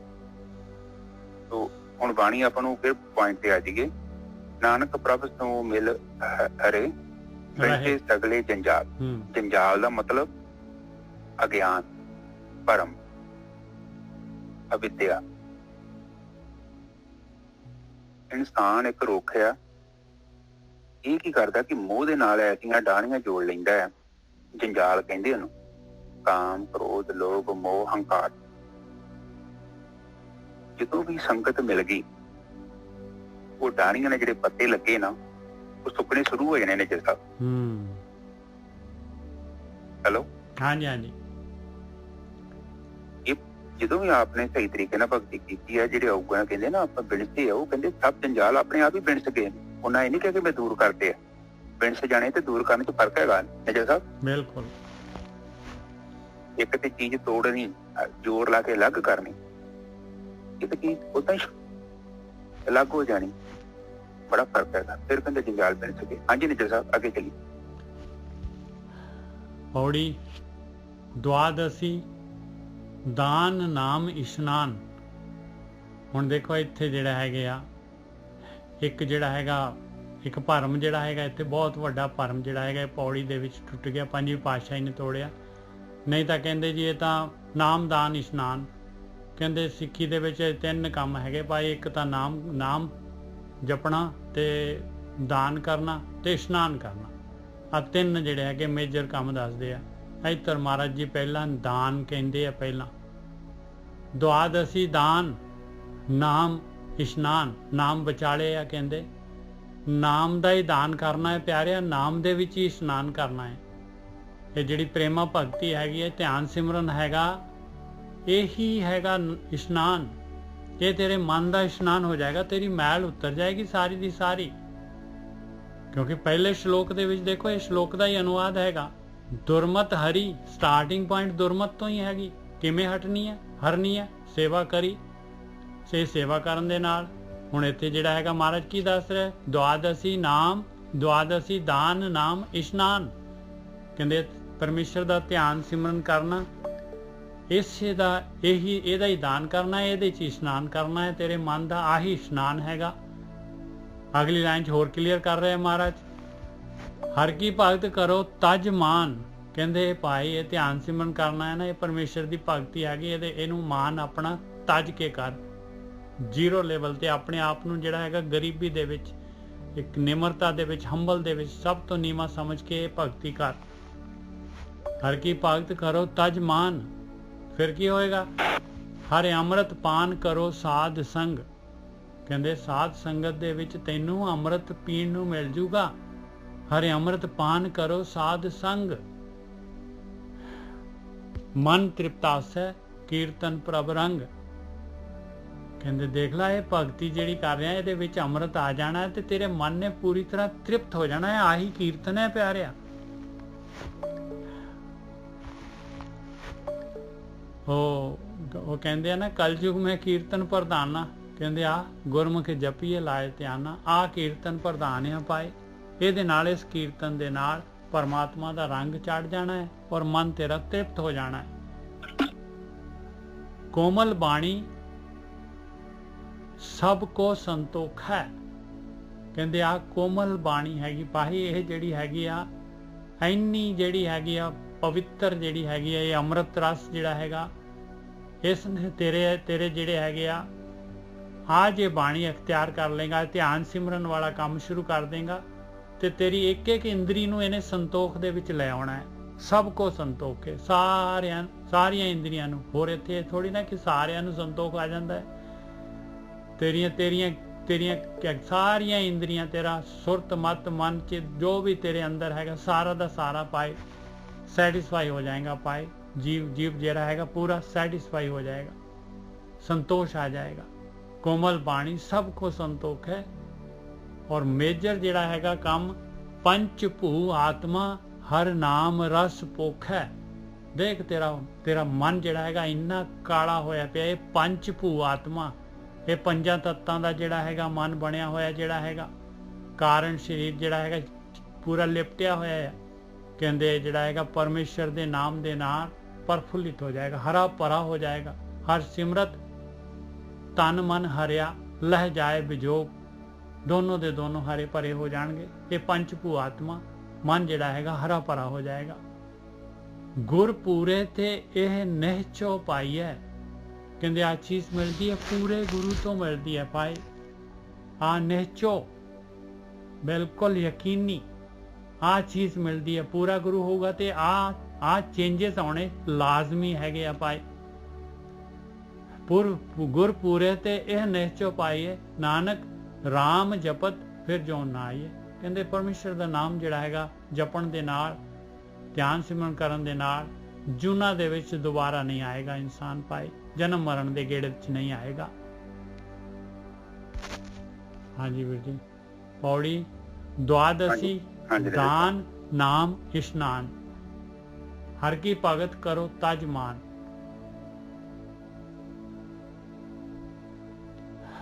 ਥੋੜੀ ਵਿਆਖਿਆ ਵੀ ਕਰ ਦੋ। ਦੁਆਦਸੀ ਕਹਿੰਦੇ 12ਵੀਂ ਤਰੀਕ ਤੋਂ ਕਹਿ ਰਿਹਾ, 2 ਤੇ 10 12 ਕਹਿੰਦੇ ਦਾਨ ਤੇ ਨਾਮ ਤੇ ਇਸ਼ਨਾਨ। ਨਾਮ ਦਾ ਇਸ਼ਨਾਨ ਕਰਨਾ ਹੈ, ਨਾਮ ਦੇ ਵਿੱਚ ਧਿਆਨ ਸਿਮਰਨ ਦੇ ਵਿੱਚ ਉਸੇ ਦਾ ਦਾਨ ਕਰਨਾ ਹੈ ਭਾਈ। ਜਨ ਨਾਨਕ ਧੂੜ ਮੰਗੇ ਤਿਸ ਗੁਰਸਿੱਖੀ, ਜੋ ਆਪ ਜਪੈ ਔਰੈ ਨਾਮ ਜਪਾਵੇ। ਇਸ ਤਰੀਕੇ ਦੇ ਨਾਲ ਆਹੀ ਹੈਗਾ ਭਾਈ। ਮਹਾਰਾਜ ਚੌਥੀ ਪਾਤਸ਼ਾਹੀ ਕਹਿ ਰਹੀ ਹੈ, ਹਰ ਕੀ ਭਗਤ ਕਰੋ ਤਜ ਮਾਨ। ਕਹਿੰਦੇ ਪਰਮੇਸ਼ਰ ਦੀ ਭਗਤੀ ਕਰ, ਮਾਨ ਛੱਡ ਕੇ ਨਿਮਰਤਾ ਦੇ ਵਿੱਚ, ਗਰੀਬੀ ਦੇ ਵਿੱਚ, ਮਾਲਕ ਦੇ ਅੱਗੇ ਹਾੜੇ ਕੱਢ, ਮਾਲਕ ਦੇ ਅੱਗੇ ਜਿਹੜਾ ਹੈਗਾ ਪੂਰੀ ਤਰ੍ਹਾਂ ਜਿਹੜਾ ਹੈਗਾ ਪਰਮੇਸ਼ਰ ਨੂੰ ਕਹਿ ਵੀ ਬਾਪੂ ਮੇਰੇ ਕੋਲੋਂ ਜਿਹੜਾ ਹੈਗਾ ਮੇਰੀ ਮਦਦ ਕਰ, ਇਸ ਰਸਤੇ ਦੇ ਉੱਤੇ ਮੈਂ ਆਹ ਕੰਮ ਕਰਨਾ ਚਾਹੁੰਦਾ। ਹਾਂਜੀ ਵੀਰ ਜੀ। ਬਿਲਕੁਲ ਠੀਕ ਹੈ ਜੀ। ਹੁਣ ਬਾਣੀ ਚ ਗੁਰੂ ਜੀ ਸਮਝਾ ਰਹੇ ਆ ਕਿ 12ਵੇਂ ਦਿਨ ਦੀ ਗੱਲ ਕਰ ਰਹੇ ਆ, ਹਨਾ? ਬਿਲਕੁਲ। ਇਹਦੇ 12ਵੇਂ ਦਿਨ ਦੇ ਵਿੱਚ ਨਾਮ ਰੂਪੀ ਜਿਹੜਾ ਅੰਮ੍ਰਿਤ ਆ ਉਹਦੇ ਵਿੱਚ ਤੂੰ ਇਸ਼ਨਾਨ ਕਰਨਾ। ਹਾਂ ਠੀਕ ਹੈ ਨਾ? ਨਾਮ ਇਸ਼ਨਾਨ ਤੇ ਨਾਮ ਚ ਹੀ ਹੁੰਦਾ। ਬਿਲਕੁਲ। ਨਾਮ ਆਪਣੇ ਅੰਦਰ ਆ, ਨਾਮ ਤੁਹਾਡੇ ਅੰਦਰ ਪ੍ਰਗਟ ਹੁੰਦੇ ਆ, ਤੁਹਾਡਾ ਸਾਰਾ ਰੋਮ ਸਰੀਰ ਵਿੱਚ ਇਸ਼ਨਾਨ ਕਰਦਾ। ਸ਼ੁਰੂ ਚ ਤੁਹਾਨੂੰ ਏਦਾਂ ਲੱਗਣਾ ਕਿ ਦੇਖੋ ਪਤਾ ਕੀ ਹੁੰਦਾ, ਜਦੋਂ ਆਪਾਂ ਆਪਰੇਸ਼ਨ ਕਰਾਉਂਦੇ ਆ ਨਾ ਸਰੀਰ ਦਾ, ਤੇ ਉਹ 10-12 ਦਿਨ ਤੇ ਨਿੱਜੇ ਸਾਹਿਬ ਮਹੀਨਾ 2 ਮਹੀਨਾ ਤੇ ਪਰੇਸ਼ਾਨੀ ਰਹਿੰਦੀ ਹੈ ਨਾ ਉਹਦੀ, ਕਿਉਂਕਿ ਹੱਡੀ ਹੁੱਡੀ ਸੈੱਟ ਕੀਤੀ ਹੁੰਦੀ ਅਗਲਿਆਂ ਨੇ, ਚੀਜ਼ ਫਾਲਤੂ ਕੱਢੀ ਹੁੰਦੀ ਹੈ, ਉਹ ਜਿਹੜਾ ਸਰੀਰ 'ਚ ਰੋਗ ਹੁੰਦਾ ਉਹਨੂੰ ਕੱਢਿਆ ਹੁੰਦਾ। ਇਸੇ ਤਰ੍ਹਾਂ ਜਦੋਂ ਆਪਾਂ ਸਾਧਨਾ ਕਰਦੇ ਹਾਂ ਤਾਂ ਮਹੀਨਾ ਡੇਢ ਮਹੀਨਾ ਤੁਹਾਨੂੰ ਥੋੜਾ ਜਿਹੀ ਮੁਸ਼ਕਲ ਜ਼ਰੂਰ ਹੋਣੀ ਆ। ਸ਼ੁਰੂ ਵਿੱਚ ਇੰਝ ਲੱਗੂਗਾ ਕਿ ਤੁਹਾਨੂੰ ਲੱਗਦਾ ਕਿ ਇਹਨੇ ਕੁੱਟਿਆ, ਸਰੀਰ ਟੁੱਟਦਾ, ਕਿਉਂਕਿ ਸਾਰੀ ਪ੍ਰਾਣ ਊਰਜਾ ਜਿਹੜੀ ਨਾ ਬਲੋਕੇਜ ਉਹ ਖੁੱਲਦੀ ਆ। ਤੁਹਾਡੀ ਜਿਹੜੀ ਸਪਾਈਨਲ ਕੋਰਡ ਹੈ ਨਾ ਉਹਦੇ ਲਾਗੇ ਇਹ 3 ਪ੍ਰਾਣ ਊਰਜਾਵਾਂ ਨੇ ਚੱਲਦੀਆਂ ਨੇ। ਇਹ ਜਿੱਦਾਂ ਮਤਲਬ ਕਿ ਬੰਦ ਹੀ ਪਈਆਂ ਨੇ ਵਿਚਾਰੀਆਂ, ਤੇ ਜਦੋਂ ਉਹਨਾਂ ਨੂੰ ਆਪਾਂ ਐਕਟੀਵੇਟ ਕਰਦੇ ਹਾਂ, ਜਿਹੜੀ ਅਸਲ 'ਚ ਜਿਹੜੀਆਂ ਸਾਰੀਆਂ ਸਾਨੂੰ ਤੁਰੀ ਅਵਸਥਾ 'ਚ ਲੈ ਕੇ ਜਾਂਦੀਆਂ, ਕਿਉਂਕਿ ਪ੍ਰਾਣ ਊਰਜਾ ਹੀ ਲੈ ਕੇ ਜਾਂਦੀ ਹੈ। ਨਾਮ ਤੇ ਅੰਦਰ ਗੁਪਤ ਰੂਪ 'ਚ ਨੱਪਿਆ ਉਹ ਨੌ ਨਿਧ ਅੰਮ੍ਰਿਤ ਪ੍ਰਭ ਕਾ ਨਾਮ ਦੇਹੀ ਮੈਂ ਇਸਕਾ ਵਿਸ਼ਰਾਮ। ਹੁਣ ਉਹਦਾ ਵਿਸ਼ਰਾਮ ਆ, ਮਤਲਬ ਕੋਈ ਜਦੋਂ ਪ੍ਰਗਟ ਹੁੰਦਾ ਵਿਸ਼ਰਾਮ ਦਾ ਮਤਲਬ ਪਤਾ। ਔਰ ਇਹ ਨਾਮ ਜਦੋਂ ਇਹ ਪ੍ਰਾਣ ਊਰਜਾ ਪ੍ਰਗਟ ਹੋ ਜਾਂਦੀ, ਨਾਮ ਦੇਖੋ ਜਦ ਤੱਕ ਉਹ ਪ੍ਰਗਟ ਨਹੀਂ ਹੁੰਦਾ ਨਾ ਜਦ ਧੁੰਦ ਨਹੀਂ ਜੇ ਜਾਣੀ। ਸਿੱਧੀ ਜੀ ਗੱਲ, ਇੱਕ ਕੱਚ ਆਪਣਾ ਮੰਨ ਲਓ ਚਿੱਤ ਤੇ ਮੈਲ ਲੱਗੀ ਹੈ, ਕਿੱਦਾਂ ਲਾਵਾਂਗੇ ਆਪਾਂ? ਉਹ ਸਰੀਰ ਥੋੜੀ ਹੈਗਾ। ਹੁਣ ਤੁਹਾਡੇ ਘਰੇ ਕੋਈ ਸ਼ੀਸ਼ਾ ਹੈ, ਤੁਸੀਂ ਗੱਡੀ ਚਲਾਉਂਦੇ ਜੋ, ਉਹਦੇ ਅੰਦਰ ਉਹ ਫੌਗ ਜੀ ਆ ਜਾਂਦੀ ਹੈ, ਜਾਂ ਬਾਹਰ ਕੋਈ ਗੰਦ ਮੰਦ ਲੱਗ ਜਾਂਦਾ, ਤੁਸੀਂ ਕੁਛ ਸ਼ੀਸ਼ਾ ਖਰਾਬ ਹੋ ਗਿਆ, ਗੰਦਾ ਹੋ ਗਿਆ, ਤੇਲ ਲੱਗ ਗਿਆ, ਆਪਣੇ ਆਪ ਨਹੀਂ ਜੇ ਉਤਰਨਾ। ਉਹਨੂੰ ਉਤਾਰਨ ਦੇ ਲਈ ਵਿਧੀ ਤੇ ਹੋਈ ਹੈ ਕਿ ਜਾਂ ਤਾਂ ਵਾਈਪਰ ਵੂਪਰ ਲੈ ਕੇ ਜਾਂ ਕੋਈ ਕੱਪੜਾ ਲੈ ਕੇ ਉਹਨੂੰ ਸਾਫ਼ ਕੀਤਾ ਜਾਂ ਡਿਟਰਜੈਂਟ ਵਰਤਿਆ ਜਾਵੇ। ਪਰ ਜਿਹੜਾ ਚਿੱਤ ਗੰਦਾ ਹੋ ਗਿਆ ਅੰਦਰ, ਸੂਖਮ ਚਿੱਤ, ਹੁਣ ਜਿੱਦਾਂ ਦਾ ਉਹ ਚਿੱਤ ਹੈ ਉਦਾਂ ਦੀ ਉਹ ਚੀਜ਼ ਪੈਦਾ ਕਰ ਰਿਹਾ, ਪ੍ਰੋਡਿਊਸ ਕਰ ਰਿਹਾ। ਹੁਣ ਕਹਿਣ ਤੋਂ ਭਾਵ ਜਿਹੜੀ ਫੈਕਟਰੀ 'ਚ ਗੜਬੜ ਹੋਵੇ ਔਰ ਉਹਨੂੰ ਫੈਕਟਰੀ ਨੇ ਗਲਤ ਚੀਜ਼ ਪ੍ਰੋਡਿਊਸ ਕਰਨੀ, ਉਹ ਚਿੱਤ ਜਿੱਦਾਂ ਦਾ ਹੈਗਾ ਆਪਣਾ ਉਹ ਸੰਸਕਾਰਾਂ ਦੇ ਸਿਰ ਤੇ ਬੈਠਾ। ਹੁਣ ਚਿੱਤ ਜਦੋਂ ਗੰਦਾ ਤੇ ਉਹਦੇ ਨਾਲ ਮਨ ਵੀ ਗੰਦਾ ਹੋ ਜਾਣਾ। ਇਹ ਜਦ ਤੱਕ ਸਾਡਾ ਚਿੱਤ, ਸਾਡਾ ਮਨ, ਸਾਡੀ ਸੁਰਤ ਮਨ ਮਤ ਬੁੱਧ ਕਿਹਾ ਨਾ ਕਿ ਮੂਤ ਬਲਿੱਤੀ ਕੱਪੜ ਹੋਈਏ, ਦਈਏ ਸਾਬਣ ਲਈਏ, ਧੋਈਏ ਭਰੀਏ, ਮਤ ਪਾਪਾਂ ਕੇ ਸੰਗ ਉਹ ਧੋਏ, ਨਾਮੇ ਕੇ ਰੰਗ ਸੰਗ ਨਾ ਰੰਗ ਨਾਮੇ ਕੇ ਰੰਗ। ਹੁਣ ਮਤ ਦਾ ਮਤਲਬ ਤੁਹਾਨੂੰ ਪਤਾ ਹੀ ਹੈ, ਮਤ ਕਿਹੜੀ ਹੈ? ਦੁਨਿਆਵੀ ਮਤ, ਜਿਹੜੀ ਪਦਾਰਥਾਂ ਦੇ ਲਈ ਸੋਚ ਵਿਚਾਰ ਨਹੀਂ ਕਰਦੀ, ਪ੍ਰਾਪਤ ਕਰਨ ਦੇ ਲਈ, ਸਰੀਰਕ ਸੁੱਖ ਭੋਗਣ ਦੇ ਲਈ। ਕੱਲ ਬਾਣੀ ਚ ਵੀ ਪਹਿਲਾਂ ਵੀ ਬਾਣੀ ਚ ਆਇਆ ਕਿ ਪਰਾਈ ਇਸਤਰੀ, ਪਰਾਏ ਮਰਦ ਦੇ ਨਾਲ ਜਿਹੜਾ ਆਪਾਂ ਸੰਗ ਕਰਨਾ ਹੈ, ਉਹਦੇ ਨਾਲ ਕੀ ਹੁੰਦਾ ਕਿ ਉਹ ਸਾਡੇ ਜਿਹੜਾ ਸੂਖਮ ਸਰੀਰ ਹੈ ਨਾ, ਦੇਖੋ ਜਿੱਦਾਂ ਆਪਣੇ ਸਰੀਰ ਨੂੰ ਆਪਾਂ ਹੁਣ ਸਿੰਪਲ ਜੀ ਗੱਲ ਹੈ, ਤੁਸੀਂ ਆਪਣੇ ਆਪ ਨੂੰ ਗੰਦੇ ਬੰਦੇ ਰਾਹ ਚ ਲੈ ਜਾਓ, ਜਿੱਥੇ ਬਹੁਤ ਜ਼ਿਆਦਾ ਟ੍ਰੈਫਿਕ ਆ, ਤੁਸੀਂ ਵੇਖੋਗੇ ਤੁਹਾਡਾ ਮੂੰਹ ਮਾ ਕਾਲਾ ਹੋ ਜਾਣਾ, ਤੁਹਾਡੇ ਕੱਪੜੇ ਖਰਾਬ ਹੋ ਜਾਣੇ। ਮਤਲਬ ਜਿੱਥੋਂ ਲੰਘਣਾ ਨਾ ਉਹ ਚੀਜ਼ ਨੇ ਤੁਹਾਡੇ ਤੇ ਇਫੈਕਟ ਪਾਉਣਾ ਹੀ ਪਾਉਣਾ। ਕਿ ਤੁਹਾਡੀ ਅਟੈਂਸ਼ਨ ਨਹੀਂ ਹੈਗੀ ਅਜੇ, ਤੁਸੀਂ ਆਪਣੇ ਕੰਮ ਲਈ ਚਲੇ ਜਾਓ। ਪਰ ਜਿਹੜੇ ਰਸਤੇ ਨੂੰ ਤੁਸੀਂ ਚੂਜ਼ ਕੀਤਾ ਹੈ ਉੱਥੇ ਖੇ ਬੜੀ ਹੈ, ਰਸਤਾ ਬੜਾ, ਟ੍ਰੈਫਿਕ, ਉੱਥੋਂ ਗੰਦੇ ਮੰਦੇ ਲੋਕ ਲੰਘਣ ਦੇ, ਔਰ ਤੁਹਾਡੇ ਕੱਪੜੇ ਗੰਦੇ ਹੋਏ ਨੇ, ਤੁਹਾਡੀ ਸ਼ਕਲ ਵੀ ਗੰਦੀ ਹੋਈ। ਇਸੇ ਹੀ ਤਰ੍ਹਾਂ ਜਦੋਂ ਆਪਾਂ ਭੋਗਾਂ 'ਚ ਜਾਂਦੇ ਹਾਂ, ਇੰਦਰੀਆਂ ਦੇ ਰਾਹੀਂ ਭੋਗਾਂ ਨੂੰ, ਰਸਾਂ ਨੂੰ ਭੋਗਦੇ ਆ ਨਾ, ਤੇ ਇਹ ਹੁੰਦਾ ਕਿ ਸਾਡਾ ਜਿਹੜਾ ਸੂਖਮ ਸਰੀਰ ਉਹ ਗੰਦਾ ਹੋ ਜਾਂਦਾ ਵਾ। ਜੀ ਸਾਹਿਬ ਬਿਲਕੁਲ। ਹੁਣ ਗੰਦਾ ਵਾ, ਅਬ ਜਸਟ ਦੇਖੋ, ਹੁਣ ਮੇਰੇ ਹੱਥਾਂ ਨੂੰ ਗੰਦ ਮੰਦ ਲੱਗਾ, ਮੈਂ ਰੋਟੀ ਖਾਊਂਗਾ ਤੇ ਉਹ ਗੰਦ ਮੰਦ ਮੇਰੀ ਰੋਟੀ ਚੱਲ ਜਾਣਾ। ਮੈਂ ਜਿੱਥੇ ਹੱਥ ਲਾਊਂਗਾ ਮੇਰੇ ਉਹ ਗੰਦ ਫੈਲਣਾ ਹੀ ਆ ਮੁੜ ਕੇ। ਇਸੇ ਹੀ ਤਰ੍ਹਾਂ ਜਦੋਂ ਸੂਖਮ ਸਰੀਰ ਹੀ ਗੰਦਾ ਹੋ ਗਿਆ, ਅਸੀਂ ਭਾਵੇਂ ਚੰਗਾ ਕੰਮ ਕਰੀਏ ਉਹ ਵੀ ਉਹੋ ਚੀਜ਼ ਹੋ ਜਾਂਦੀ ਹੈ, ਕਿਉਂਕਿ ਉਹ ਗੰਦਗੀ ਅੰਦਰੋਂ ਬਾਹਰ ਤੁਰੀ ਆਉਂਦੀ, ਉਹ ਸਾਡੇ ਕੰਮਾਂ 'ਚ ਝਲਕਦੀ। ਉਹ ਜਿਹੜੀ ਚੀਜ਼ ਹੈ ਨਾ, ਉਹਨੂੰ ਨਾਮ ਨੇ ਹੀ ਧੋਣਾ ਹੈ, ਕਿਉਂਕਿ ਨਾਮ ਦੇ ਵਿੱਚ ਇਸ਼ਨਾਨ ਕਰਨਾ ਪੈਣਾ। ਨਾਮ ਜਿਹੜਾ ਹੈ ਨਾ, ਨੌ ਨਿਤ ਅੰਮ੍ਰਿਤ ਪ੍ਰਭ ਦਾ ਨਾਮ, ਇਹ ਨਾਮ ਜਿਹੜਾ ਸਾਡੇ ਸਰੀਰ 'ਚ ਹੈ, ਵਿਸ਼ਰਾਮ ਅਵਸਥਾ 'ਚ ਹੈਗਾ। ਔਰ ਉਹਨੂੰ ਪ੍ਰਗਟ ਕਰਨ ਦੇ ਲਈ ਜੀਵ ਨੂੰ ਖੁਦ ਅਰਦਾਸ ਕਰਨੀ ਪੈਂਦੀ ਹੈ, ਹੋਰ ਕੋਈ ਸਾਧਨ ਨਹੀਂ ਹੈਗਾ। ਅਗਲਾ ਕਹਿਣ ਦਿਆ ਵਾ ਸਾਬਣ ਹੈਗਾ ਵਾ, ਨਾਮ ਰੂਪੀ ਸਾਬਣ, ਪਰ ਇਹ ਉਦੋਂ ਹੀ ਮਿਲਣਾ ਹੀ ਜਦੋਂ ਤੂੰ ਮੰਗੇਗਾ।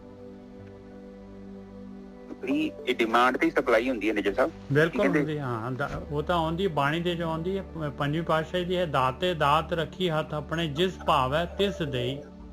ਬਿਲਕੁਲ ਉਹਨੇ ਆਪਣੇ ਇੱਕ ਚੀਜ਼ ਰੱਖੀ ਹੈ ਮਾਲਕ ਨੇ ਆਪਣੇ ਕੋਲ, ਉਹ ਕਹਿੰਦਾ ਇਹ ਡਿਮਾਂਡ ਤੇ ਮਿਲੂਗੀ ਭਾਈ।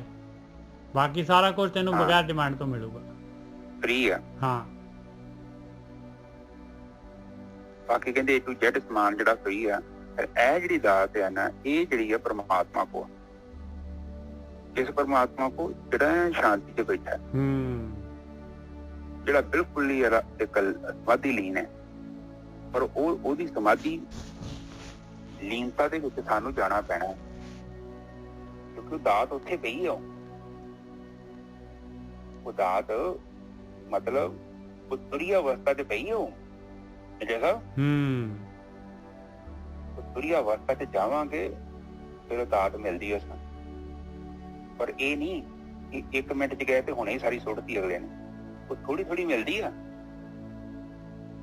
ਜਿੱਦਾਂ ਮਤਲਬ ਥੋੜੀ ਜਿਹੀ ਦੇਤੀ, ਅੱਜ ਮਿਲ ਗਈ, ਥੋੜੀ ਜਿਹੀ ਥੋੜੀ ਕੱਲ ਮਿਲ ਗਈ, ਥੋੜੀ ਪਰਸੋਂ ਮਿਲ ਗਈ।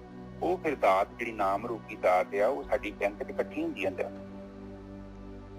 ਹੁਣ ਦੇਖੋ, ਇੱਕ ਆਪ ਜੀ ਨੂੰ ਸਮਝੋ, ਜਸਟ ਮੇਰਾ ਲੌਜਿਕਲੀ ਸਮਝੋ, ਜਿੰਨਾ ਜ਼ਿਆਦਾ ਕੱਪੜਾ ਗੰਦਾ ਵਾ ਓਨਾ ਹੀ ਜ਼ਿਆਦਾ ਸਾਬਣ ਲੱਗਣਾ ਉਹਨੂੰ। ਇਹ ਨਹੀਂ ਹੈ ਕਿ ਤੁਸੀਂ ਥੋੜਾ ਜਿਹਾ ਸਾਬਣ ਲੈਂਦਾ ਤੇ ਉਹਨੂੰ ਤੁਸੀਂ ਇੱਕ ਕੰਬਲ ਨੂੰ ਧੋਲੋਗੇ ਜਿਹੜਾ ਪਤਾ ਨਹੀਂ ਕਿੰਨੇ ਸਾਲਾਂ ਦਾ ਗੰਦਾ।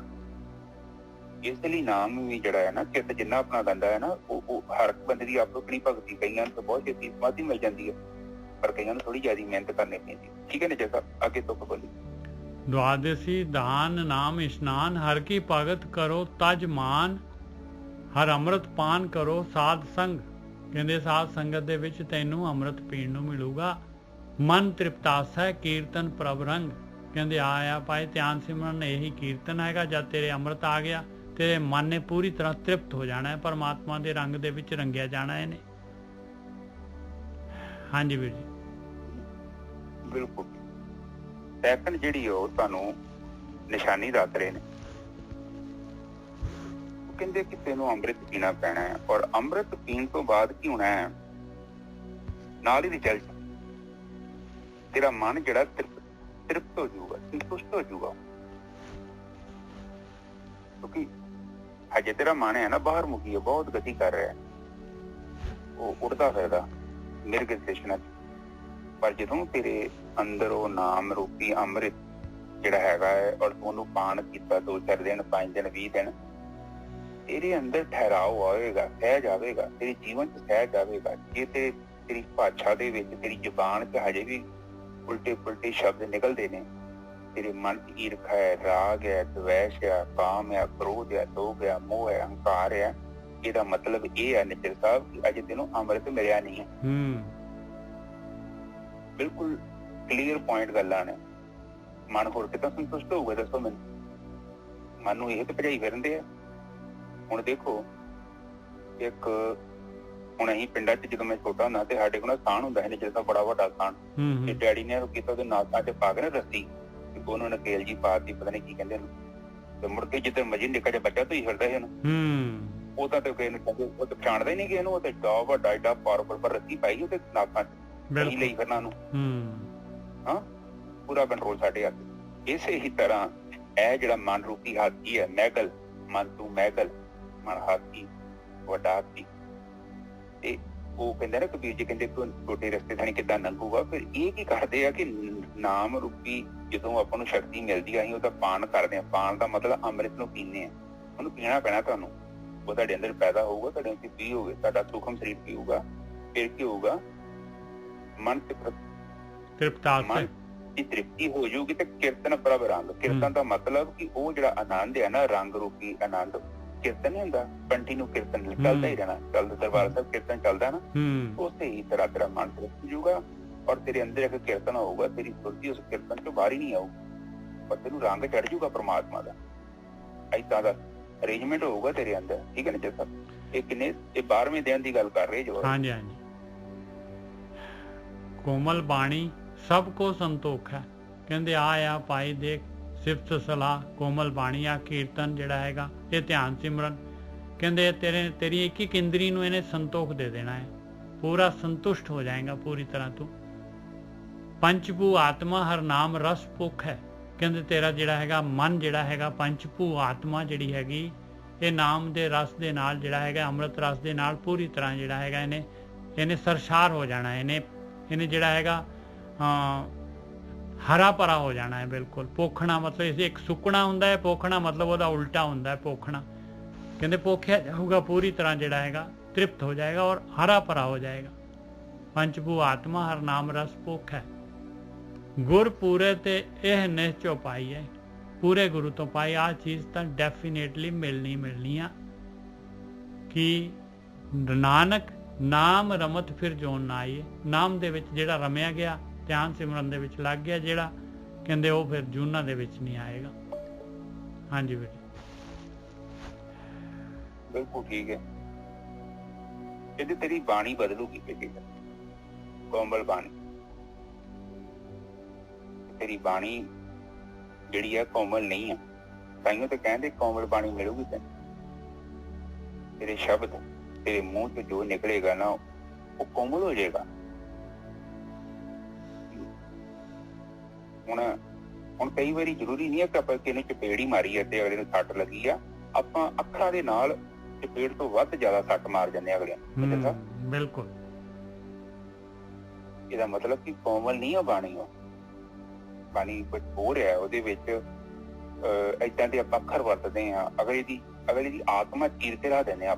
ਇੱਕ ਤੇ ਕਿਸੇ ਨੂੰ ਵੱਢ ਦਿੱਤਾ ਨਾ, ਕਿਸੇ ਨੇ ਡਾਂਗ ਮਾਰ ਕੇ, ਕਿਰਪਾਨ ਮਾਰੀ, ਇੱਕ ਫੱਟ ਲੱਗਾ, ਜ਼ਬਾਨ ਦਾ ਫੱਟ ਕਹਿੰਦੇ ਏਦਾਂ ਅੰਦਰ ਵੱਜਦਾ ਤੁਹਾਡੇ। ਉਸ ਬੰਦੇ ਦਾ ਜਿਹੜਾ ਅੰਦਰ ਹੈ ਨਾ, ਉਹ ਮਨ ਤੋਂ ਤੁਹਾਡੇ ਇਮੋਸ਼ਨ, ਸਾਡੀਆਂ ਭਾਵਨਾਵਾਂ ਤੇ ਛੱਟ ਮਾਰ ਦੇਣੀ ਅਗਲੇ ਨੇ, ਏਦਾਂ ਦਾ ਲਫ਼ਜ਼ ਬੋਲ ਦੇਣ। ਪਰ ਐਸੇ ਘਰਾਂ 'ਚ ਇੱਕ ਬੰਦੇ ਹੁੰਦੇ ਨੇ ਵਿਚਾਰੇ ਬਿਮਾਰ ਲੋਕ। ਦੋ ਕਿਸਮ ਦੇ ਬਿਮਾਰ ਹੁੰਦੇ ਨੇ, ਇੱਕ ਤੇ ਮਾਨਸਿਕ, ਜਿਹਨੂੰ ਕਹਿੰਦੇ ਨੇ ਕਿ ਉਹ ਮਾਨਸਿਕ ਬਿਮਾਰ ਹੋ ਗਿਆ, ਪਹਿਲਾਂ ਠੀਕ ਸੀ ਹੁਣ ਬਿਮਾਰ ਹੋ ਗਿਆ। ਕਈ ਬੰਦੇ ਏਦਾਂ ਦੇ ਹੁੰਦੇ ਆ, ਉਹ ਬਚਪਨ ਤੋਂ ਹੀ ਨੇਚਰ ਸਾਹਿਬ ਏਦਾਂ ਦੇ ਹੁੰਦੇ ਆ, ਉਹਨਾਂ ਦਾ ਸੁਭਾਅ ਹੀ ਏਦਾਂ ਦਾ ਹੁੰਦਾ ਕਿ ਉਹਨਾਂ ਨੂੰ ਦੁਨੀਆ 'ਚ ਕੋਈ ਚੀਜ਼ ਚੰਗੀ ਨਹੀਂ ਲੱਗਦੀ। ਉਹ ਘਰੇ ਆ ਗਏ ਤੇ ਸਾਰੇ ਘਰ ਦੇ ਭਾਜੀ ਬਣਾ ਦੇਣੀ, ਜਿੱਦਾਂ ਹਿਟਲਰ ਆ ਗਿਆ ਘਰੇ। ਅਸਲ ਦੇ ਵਿੱਚ ਉਹ ਬੰਦਾ ਪਤਾ ਏਦਾਂ ਕਿਉਂ ਕਰਦੇ ਨੇ, ਉਹਦੇ 'ਚ ਦੋ ਕਾਰਨ ਹੁੰਦੇ, ਇੱਕ ਹੁੰਦਾ ਮੈਂਟਲੀ ਤੇ ਇੱਕ ਹੁੰਦਾ ਬਚਪਨ। ਜਿਹੜੇ ਬੱਚਿਆਂ ਨੂੰ ਮਾਂ ਪਿਓ ਨੇ ਚੰਗੀ ਤਰ੍ਹਾਂ ਧਿਆਨ ਦਿੱਤਾ, ਪਰਵਰਿਸ਼ ਨਹੀਂ ਨਾ ਕੀਤੀ ਛੋਟੇ ਬਚਪਨ 'ਚ, ਉਹ ਬੱਚਿਆਂ ਦੇ ਅੰਦਰ ਇਹ ਬੜਾ ਡੀਪ ਹੁੰਦਾ ਹੈ ਔਰ ਉਸ ਬੰਦੇ ਨੇ ਉਹ ਚੀਜ਼ ਤੋਂ ਹਟਣਾ ਨਹੀਂ ਹੁੰਦਾ। ਹੁਣ ਜਿੱਦੋਂ ਕੋਈ ਮੇਰੀ ਗੱਲ ਲਿਖਿਆ ਤਾਂ ਮੈਂ ਗਲਤ ਹਾਂ ਮੰਨ ਲਓ, ਰਾਈਟ? ਹਾਂਜੀ। ਤੇ ਮੈਂ ਤੇ ਆਪਣੇ ਨੂੰ ਸਹੀ ਕਰ ਲੂੰਗਾ, ਮੈਨੂੰ ਪਤਾ ਲੱਗ ਗਿਆ ਮੈਂ ਗਲਤ ਹਾਂ। ਪੰਗਾ ਤੇ ਇਹ ਆ ਨਾ ਕਿ ਇਹ ਜਿਹੜਾ ਘਰ 'ਚ ਇਹੋ ਜਿਹੇ ਬੰਦੇ ਹੁੰਦੇ ਨਾ, ਉਹਨਾਂ ਨੂੰ ਉਹ ਆਪਣੇ ਨੂੰ ਸਹੀ ਸਮਝਦੇ ਆ। ਉਹ ਤੇ ਮੰਨਦੇ ਹੀ ਨਹੀਂ ਆ, ਉਹ ਕਹਿੰਦੇ ਅਸੀਂ ਸਹੀ ਆ। ਉਹਨੂੰ ਕੋਈ ਦੁਨੀਆ ਦਾ ਮਰਜ਼ੀ ਤਰਕ ਦੇ ਦੋ, ਉਹ ਬੰਦੇ ਨੇ ਕੀ ਕਰਨਾ, ਉਹ ਚੀਜ਼ ਨੂੰ ਯਕੀਨ ਹੀ ਨਹੀਂ ਕਰਨਾ, ਉਹਨੇ ਟਰਸਟ ਨਹੀਂ ਕਰਨਾ। ਉਹਦੇ ਲਈ ਉਹ ਇੱਕ ਐਸਾ ਉਹਨੇ ਇੱਕ ਸੰਸਾਰ ਰੱਖ ਲਿਆ ਆਪਣੇ ਦਿਮਾਗ ਵਿੱਚ। ਉਹਦੀ ਬਾਣੀ ਕੋਮਲ ਨਹੀਂ ਹੈਗੀ, ਉਹਨੇ ਇੱਕ ਐਸੇ ਸਿਸਟਮ 'ਚ ਆਪਣੇ ਆਪ ਨੂੰ ਧਾਰ ਲਿਆ ਔਰ ਉਹ ਆਪਣੇ ਆਪ ਨੂੰ ਸਹੀ ਸਮਝਦਾ। ਸਾਰੀ ਦੁਨੀਆ, ਹਿਟਲਰ ਵੇਖ ਲਓ, ਹਿਟਲਰ ਨੂੰ ਕਹਿੰਦੇ ਤੂੰ ਮਤਲਬ ਆਪਾਂ ਹਾਰ ਗਏ ਆ, ਉਹ ਗੱਲ ਨੂੰ ਸੁਣਦਾ ਹੀ ਨਹੀਂ ਸੀ। ਤੇ ਜਿਹੜਾ ਉਹਨੂੰ ਖਬਰ ਦਿੰਦਾ ਸੀ ਉਹਨੂੰ ਗੋਲੀ ਮਾਰ ਦਿੰਦਾ ਸੀ। ਆਖਰ ਤੇ ਜਦੋਂ ਗੋਲੇ ਆ ਕੇ ਵੱਜੇ ਉਹਦੇ ਚਰਿੰਦਾ ਹੈ, ਉਹ ਕਹਿੰਦਾ ਕੀ ਹੈ, ਕਹਿੰਦਾ ਤੈਨੂੰ ਤੇ ਦੱਸਣ ਨਹੀਂ ਕਿ ਤੂੰ ਹਾਰ ਗਿਆ, ਤੂੰ ਤਾਂ ਸੁਣਦਾ ਹੀ ਨਹੀਂ ਹੈ। ਇਹੋ ਹੀ ਸਿਚੁਏਸ਼ਨ ਉਸ ਬੰਦੇ ਦੀ ਹੈ। ਉਹ ਬੰਦਾ ਬਚਪਨ ਤੋਂ ਹੀ ਮਾਂ ਪਿਓ ਨੇ ਜਾਂ ਉਹਨੂੰ ਗਲਤ ਪਾਲਿਆ, ਜਾਂ ਮਾਂ ਨੇ ਉਹਨੂੰ ਜ਼ਿਆਦਾ ਉਹਦੇ ਲਾਡ ਕੀਤੇ ਨੇ, ਜਾਂ ਉਹ ਛੋਟਾ ਬੱਚਾ ਹੋਊਗਾ ਜਿਹੜਾ, ਜਾਂ ਪਹਿਲਾ ਬੱਚਾ ਹੋਊਗਾ, ਜਦ ਤੇ 4-5 ਬੱਚੇ ਹੁੰਦੇ, ਆਖਰੀ ਬੱਚੇ ਤੇ ਇੰਨੀ ਕੇਅਰ ਨਹੀਂ ਹੁੰਦੀ ਨਜ਼ਰ ਦਾ, ਉਹ ਬੱਚਾ ਰਹਿ ਜਾਂਦਾ। ਉਹਦੇ ਅੰਦਰ ਇੱਕ ਇਨਫੀਰੀਅਰ ਕੰਪਲੈਕਸ ਆ ਜਾਂਦਾ, ਉਹ ਆਪਣੇ ਆਪ ਨੂੰ ਹੀਣ ਸਮਝਦਾ, ਉਹਨੂੰ ਪਿਆਰ ਮਿਲਿਆ ਹੀ ਨਹੀਂ, ਕਿਉਂਕਿ ਪਿਆਰ ਤੇ ਪਹਿਲੇ ਤੇ ਇਹਨਾਂ ਨੇ ਪੀ ਲਿਆ। ਇਹ ਇੱਕ ਬਿਮਾਰੀ ਹੈ। ਇਹ ਛੋਟਾ ਬੱਚੇ ਦਾ ਬਚਪਨ ਕਿੱਦਾਂ ਦਾ ਬਤੀਤ ਹੋਇਆ, ਛੋਟੇ ਬੱਚੇ ਦਾ ਬਚਪਨ ਸਾਧ ਸੰਗਤ ਜੀ ਬੜਾ ਇੰਪੋਰਟੈਂਟ। ਜੇ ਸੰਸਾਰ ਤੋਂ ਆਪਾਂ ਚਲੇ ਤੇ ਜਾਣਾ ਹੈ, ਇੱਕ ਚੰਗਾ ਬੱਚਾ ਸਮਾਜ 'ਚ ਛੱਡ ਕੇ ਜਾਣਾ ਹੈ, ਬੜੀ ਵੱਡੀ ਸਾਡੀ ਜ਼ਿੰਮੇਵਾਰੀ ਆ। ਜਿਹਦਾ ਛੋਟੇ ਬੱਚੇ ਦੀ ਪਰਵਰਿਸ਼ ਨਹੀਂ ਨਾ ਕੀਤੀ, ਉਹ ਬੱਚਾ ਕੋਈ ਚੰਗਾ ਇਨਸਾਨ ਨਹੀਂ ਬਣੇਗਾ। ਉਹਦੇ ਲਾਗੇ ਜੋ ਵੀ ਰਹੂਗਾ ਦੁਖੀ ਰਹੂਗਾ, ਉਹ ਬੜਾ ਔਖਾ ਬੰਦੇ ਨਾਲ ਰਹਿਣਾ, ਕਿਉਂਕਿ ਉਹਨੇ ਮਾਫ ਨਹੀਂ ਕਰਨਾ। ਉਹਨੂੰ ਤਾਂ ਪੁਆਇੰਟ ਚਾਹੀਦਾ ਰੌਲਾ ਪਾਉਣ ਲਈ, ਬਸ ਉਹਨੇ ਛੋਟੀ ਜਿਹੀ ਗੱਲ ਹੈ, ਰੋਟੀ ਗਰਮ ਹੋ ਗਈ, ਠੰਡੀ ਜਿਆਦਾ ਗਰਮ ਤਾਂ ਰੌਲਾ ਪਾਤਾ, ਠੰਡੀ ਹੋ ਗਈ ਤਾਂ ਰੌਲਾ ਪਾਤਾ। ਮਤਲਬ ਉਹਦੇ ਦਿਮਾਗ 'ਚ ਇੱਕ ਚੀਜ਼ ਆ ਕਿ ਨੁਕਸ ਹੀ ਕੱਢਣੇ। ਉਹਨੇ ਇਹ ਨਹੀਂ ਵੇਖਣਾ ਕਿ ਅਗਲੇ ਦੀ ਭਾਵਨਾ ਕੀ ਹੈ, ਉਹਨੇ ਇਹ ਹੈ ਕਿ ਉਹਦੇ ਲਫ਼ਜ਼ ਮੂੰਹ ਚੋਂ ਬਸ ਜਿਹਨੂੰ ਗਿਆ ਬਸ ਸਾੜਦਾ ਹੀ ਗਿਆ, ਘਰੋਂ ਗਿਆ ਤਾਂ ਵੀ ਸਾੜਿਆ, ਜਦੋਂ ਵਾਪਸ ਆਇਆ ਤਾਂ ਵੀ ਸਾੜਨਾ ਸ਼ੁਰੂ ਕਰਤਾ। ਤੋ ਏਦਾਂ ਦੀਆਂ ਗੱਲਾਂ ਬਾਤਾਂ ਹੁੰਦੀਆਂ। ਚਲੋ ਜਿਹੜਾ ਲੰਘ ਗਿਆ ਸਮਾਂ ਉਹਨੂੰ ਤੇ ਛੱਡੀਏ, ਆਉਣ ਵਾਲੇ ਬਚਪਨ ਨੂੰ ਸਾਂਭੀ। ਛੋਟੇ ਬੱਚਿਆਂ ਦੀ ਪਰਵਰਿਸ਼ ਥੋੜੀ ਧਿਆਨ ਨਾਲ ਕਰੇ। ਉਹਦੇ ਚ ਦੋ ਪੱਖ ਹੁੰਦੇ ਨੇ, ਪਿਓ ਦੇ ਤੇ ਮਾਂ ਦੇ। ਮਾਂ ਹੁੰਦੀ ਇਮੋਸ਼ਨਲ, ਭਾਵਨਾ ਤੋਂ ਬਿਨਾਂ ਜੀਵਨ ਨਹੀਂ ਹੁੰਦਾ। ਬਿਲਕੁਲ ਤਰਕ ਹੋਊਗਾ, ਤਰਕ ਵਾਲਾ ਬੰਦੇ ਜਿਹਦੇ ਅੰਦਰ ਫੀਲਿੰਗ ਨਹੀਂ ਹੈਗੀ, ਉਹਨੇ ਤੁਹਾਡੇ ਤੋਂ ਕੰਮ ਲੈਣਾ। ਉਹਨੇ ਨਹੀਂ ਵੇਖਣਾ ਤੁਹਾਡਾ ਸਰੀਰ ਖਰਾਬ ਹੁੰਦਾ ਕਿ ਨਹੀਂ ਹੁੰਦਾ ਹੈ। ਉਹਨੇ ਸੋਚਣਾ ਕਿ 700 ਰੁਪਏ ਦਿੱਤਾ, 1000 ਰੁਪਏ ਦਾ ਕੰਮ ਕਰਾਉਣਾ। ਤੇ ਜਦ ਤੱਕ ਸਾਡੇ ਮਨ ਚ ਇਹ ਨਹੀਂ ਆਉਂਦੀ ਕਿ ਬੰਦੇ ਚ ਤਾਂ ਪਿਆਸ ਹੀ ਨਾ ਲੱਗੀ ਹੋਵੇ, ਇਹ ਨਾ ਹੋਵੇ ਕਿ ਇਹਦਾ ਸਰੀਰ ਹੀ ਖਰਾਬ ਹੋ ਜਾਏ, ਜ਼ਿਆਦਾ ਕੰਮ ਲਈਏ ਤੋਂ। ਇਹ ਭਾਵਨਾ ਵਾ। ਚੰਗਿਆਈ ਜਿਹੜੀ ਸਾਨੂੰ ਭਾਵਨਾ ਸਿਖਾਉਂਦੀ, ਉਹਨੂੰ ਤਾਂ ਹੀ ਕਹਿੰਦੇ ਦਿਲ ਤੋਂ ਤੇ ਦਿਮਾਗ ਤੋਂ, ਦੋਨੋਂ ਤੋਂ ਕੰਮ ਲੈਣਾ। ਇਹ ਜਿਹੜੇ ਕੰਪਿਊਟਰ ਇਹਨਾਂ ਕੋਲ ਦਿਮਾਗ ਹੈਗਾ, ਦਿਲ ਨਹੀਂ ਹੁੰਦਾ ਇਹਨਾਂ ਕੋਲ। ਬਿਲਕੁਲ ਬਿਲਕੁਲ ਸਹੀ ਗੱਲ ਹੈ ਜੀ, ਬਹੁਤ ਵਧੀਆ। ਹਾਂ, ਤੇ ਜਿਹੜੇ ਬੰਦੇ ਕੋਲ ਦਿਲ ਹੀ ਨਹੀਂ ਹੈਗਾ, ਉਹ ਬੰਦਾ ਬਿਜ਼ਨਸਮੈਨ ਬਹੁਤ ਵੱਡਾ ਬਣ ਜੂ, ਬੜਾ ਅਮੀਰ ਬਣ ਜੂ, ਉਹਨੂੰ ਦੁਨੀਆ ਬਹੁਤ ਲਾਈਕ ਕਰੂਗੀ, ਪਰ ਉਹਦਾ ਘਰ ਦਾ ਸਿਸਟਮ ਨਹੀਂ ਹੈ ਸਹੀ। ਕਿਉਂਕਿ ਉਹਨੇ ਆਉਣਾ, ਉਹ ਤੇ ਤਰਕ ਦਾ ਬੰਦਾ, ਉਹ ਤੇ ਬੜੀਆਂ ਵੱਡੀਆਂ ਗੱਲਾਂ ਕਰਦਾ, ਪੈਸੇ ਕਮਾਉਣੇ ਕਿੱਦਾਂ, ਇਹ ਕਰ ਰਹੇ, ਪਰ ਉਹਦਾ ਜੀਵਨ ਜਿਹੜਾ ਆਪਣਾ ਫੈਮਿਲੀ ਦਾ ਜੀਵਨ, ਉਹ ਤੇ ਇੱਕਦਮ ਨਕਮਾ ਜੀਵਨ ਹੈ। ਉਹਨੂੰ ਘਰੇ ਕੋਈ ਨਹੀਂ ਲਾਈਕ ਕਰਦਾ। ਉਹ ਇੱਕ ਐਸਾ ਬਦਨਸੀਬ ਇਨਸਾਨ ਆ, ਖਾਲੀ। ਹੁਣ ਸਕਦਾ ਉਹਦੀ ਮਾਂ ਦੀ ਗਲਤੀ ਹੋਵੇ ਨਾ, ਉਹਦੀ ਮਾਂ ਨੇ ਉਹਦੀ ਪਰਵਰਿਸ਼ ਨਾ ਸਹੀ ਕੀਤੀ ਹੋਵੇ। ਹੁਣ ਛੋਟੇ ਛੋਟੇ ਬੱਚਿਆਂ ਨੂੰ ਦੇਖੋ ਨਾ, ਛੋਟੇ ਬੱਚਿਆਂ ਨੂੰ ਉਹ ਸਕੂਲ ਵਾਲੇ ਕਰਦੇ ਆ, ਇੱਕ ਡੋਨੇਸ਼ਨ ਫਾਰਮ ਦਿੰਦੇ ਆ, ਉੱਥੇ ਜਾ ਕੇ ਨਾ ਘਰੋਂ ਤੁਸੀਂ ਆਪਣੇ ਅੰਕਲ ਤੋਂ, ਮੰਮੀ ਪਾਪਾ ਤੋਂ 2-2 4 ਰੁਪਏ ਇਕੱਠੇ ਕਰਨੇ ਨੇ। ਇਹ ਦਾਨ ਸਿਖਾਉਂਦੇ ਨੇ ਉਹਨਾਂ ਨੂੰ, ਐਕਚੁਅਲ ਚ ਪ੍ਰੈਕਟੀਕਲ। ਤੂੰ ਏਦਾਂ ਕਰ, ਚੈਰਿਟੀ ਕਰਨੀ ਹੈ, ਲੋਕਾਂ ਦੀ ਹੈਲਪ ਕਰਨੀ ਹੈ। ਕੱਲ ਨੂੰ ਤੇਰਾ ਮਾਈਂਡ ਜਿਹੜਾ ਮਨੀ ਮਾਈਂਡਡ ਨਾ ਬਣ ਜੇ, ਤੂੰ ਕੱਲਾ ਪੈਸਾ ਹੀ ਪੈਸਾ ਦੇਖੀ ਜਾਏ, ਔਰ ਮੁੜ ਕੇ ਤੂੰ ਤੇਰੀ ਭੀੜ ਜਿਹੜੀ ਹੋਣੀ ਆ ਕੇਵਲ ਮਟੀਰੀਅਲ ਦੇ ਲਈ ਹੋਣੀ ਆ, ਔਰ ਬਾਅਦ ਦੇ ਵਿੱਚ ਉਸ ਚੀਜ਼ ਨੇ ਕੀ ਕਰਨਾ ਕਿ ਤੈਨੂੰ ਰਿਸ਼ਤਿਆਂ ਤੋਂ ਦੂਰ ਕਰ ਦੇਣਾ। ਉੱਥੇ ਫੀਲਿੰਗ ਨਹੀਂ ਹੈਗੀ ਹੈ ਨਿਜਸਲ ਦਿਮਾਗ ਚ, ਤਰਕ ਚ। ਔਰ ਫੀਲਿੰਗ ਤੋਂ ਬਿਨਾਂ ਜੀਵਨ ਕਰਦਾ, ਦੱਸੋ ਮੈਨੂੰ।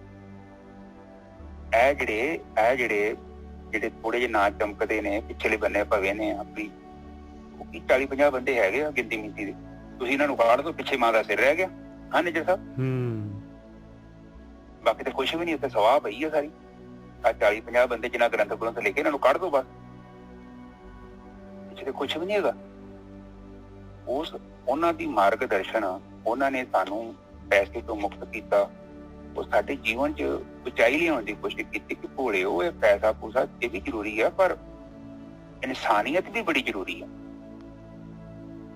ਔਰ ਉਹਨੂੰ ਦੋਨਾਂ ਨੂੰ ਬੈਲੈਂਸ ਕਰਨਾ ਹੈ। ਔਰ ਮਾਂ ਨੇ ਆਪਣਾ ਨਰਮੀ ਵੀ ਰੱਖਣੀ ਹੈ ਤੇ ਪਿਓ ਨੇ ਦਬਕਾ ਵੀ ਰੱਖਣਾ, ਦੋਨੋਂ ਦਾ ਬੈਲੈਂਸ, ਲੋੜ ਤੋਂ ਵੱਧ ਨਹੀਂ। ਇਹ ਨਹੀਂ ਕਿ ਅਗਲੇ ਦੀ ਜਾਨ ਹੀ ਕੱਢ ਦੋ, ਬਟ ਉਹ ਸਿਚੁਏਸ਼ਨ ਨੂੰ ਸਮੇਂ ਦੇ ਹਿਸਾਬ ਨਾਲ ਡੀਲ ਕਰੋ। ਔਰ ਬੱਚੇ ਨੂੰ ਦੇਖੋ, ਛੋਟੇ ਬੱਚੇ ਨੂੰ ਆਪਾਂ ਡਰਾਈ ਜਾਈਏ, ਤੈਨੂੰ ਨਹੀਂ ਆਉਂਦਾ, ਤੈਨੂੰ ਨਹੀਂ ਆਉਂਦਾ, ਤੈਨੂੰ ਨਹੀਂ ਆਉਂਦਾ, ਤੈਨੂੰ ਆ ਵੀ ਨਹੀਂ ਆਉਂਦਾ, ਤੈਨੂੰ ਉਹ ਵੀ ਨਹੀਂ ਆਉਂਦਾ।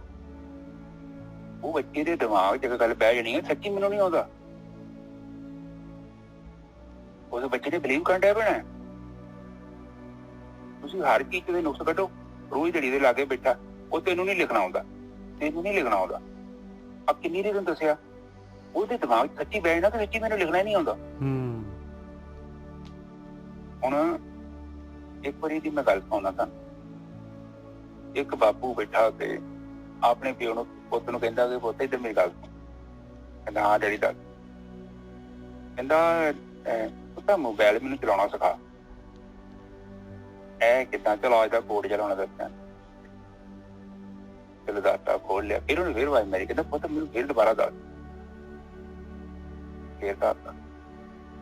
ਹੁਣ ਮੁੰਡੇ ਦੀ ਇੱਕ ਟੈਂਪਰ ਹੈ, ਨਿਜਰ ਤੱਕ ਹੁੰਦੀ ਤੇ ਕਪੈਸਿਟੀ ਹੁੰਦੀ ਨਾ ਹਰ ਇੱਕ ਬੰਦੇ ਦੀ। ਬਿਲਕੁਲ।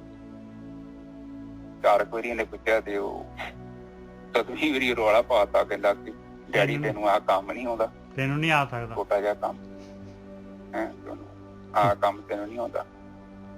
ਕਹਿੰਦਾ ਪੁੱਤ ਉਹਦੇ 5 ਮਿੰਟਾਂ 5 ਵਾਰੀ ਕਹਿ ਕੇ ਤੇ ਸਮਝਾ ਗਿਆ ਤੇ ਤੂੰ ਕਹਿੰਦਾ ਕਿ ਮੇਰੇ ਹੱਥ ਖੜੇ ਆ।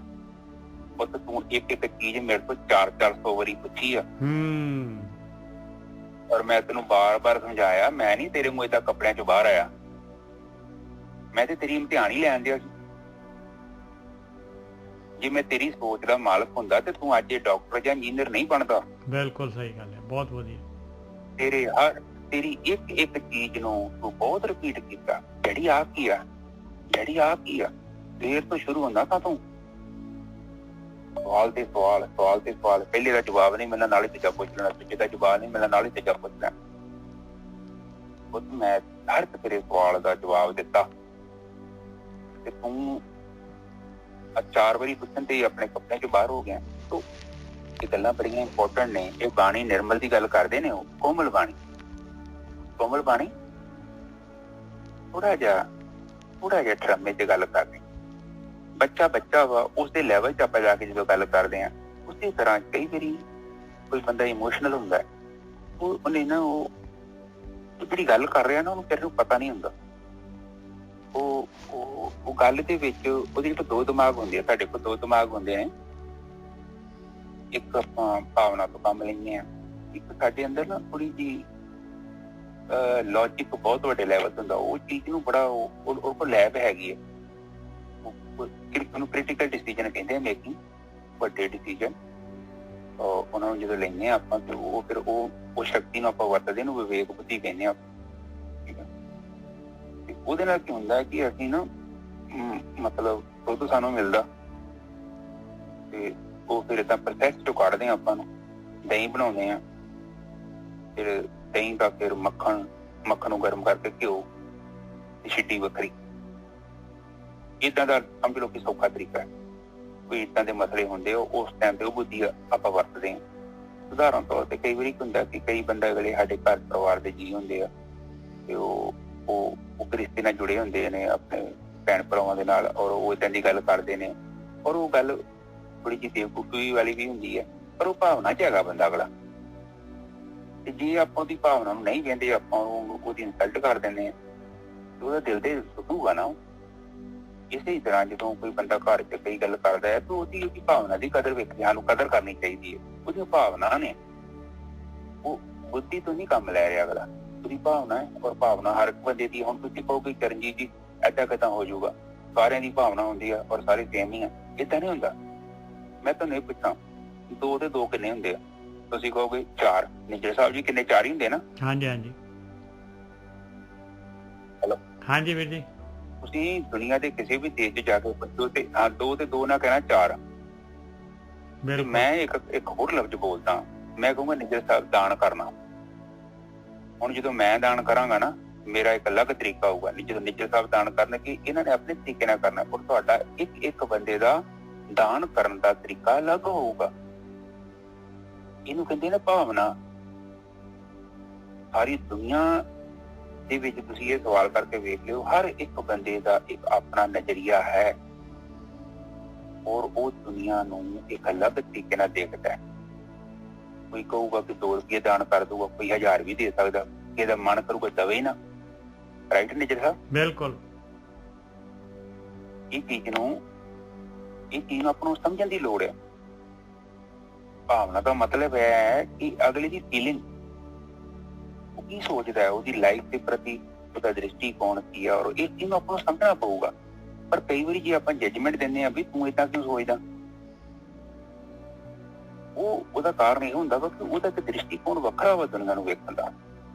ਔਰ ਅਸੀਂ ਜੇਕਰ ਆਪਣੀ ਚੀਜ਼ ਨੂੰ ਉੱਥੇ ਥੋਪਦੇ ਹਾਂ ਤੇ ਉਹ ਜਸਟਿਸ ਨਹੀਂ ਹੈਗਾ, ਇਨਸਾਫ ਨਹੀਂ ਹੈਗਾ, ਉਹ ਵਨ ਸਾਈਡ ਡਿਸੀਜਨ ਹੈ ਉਹ,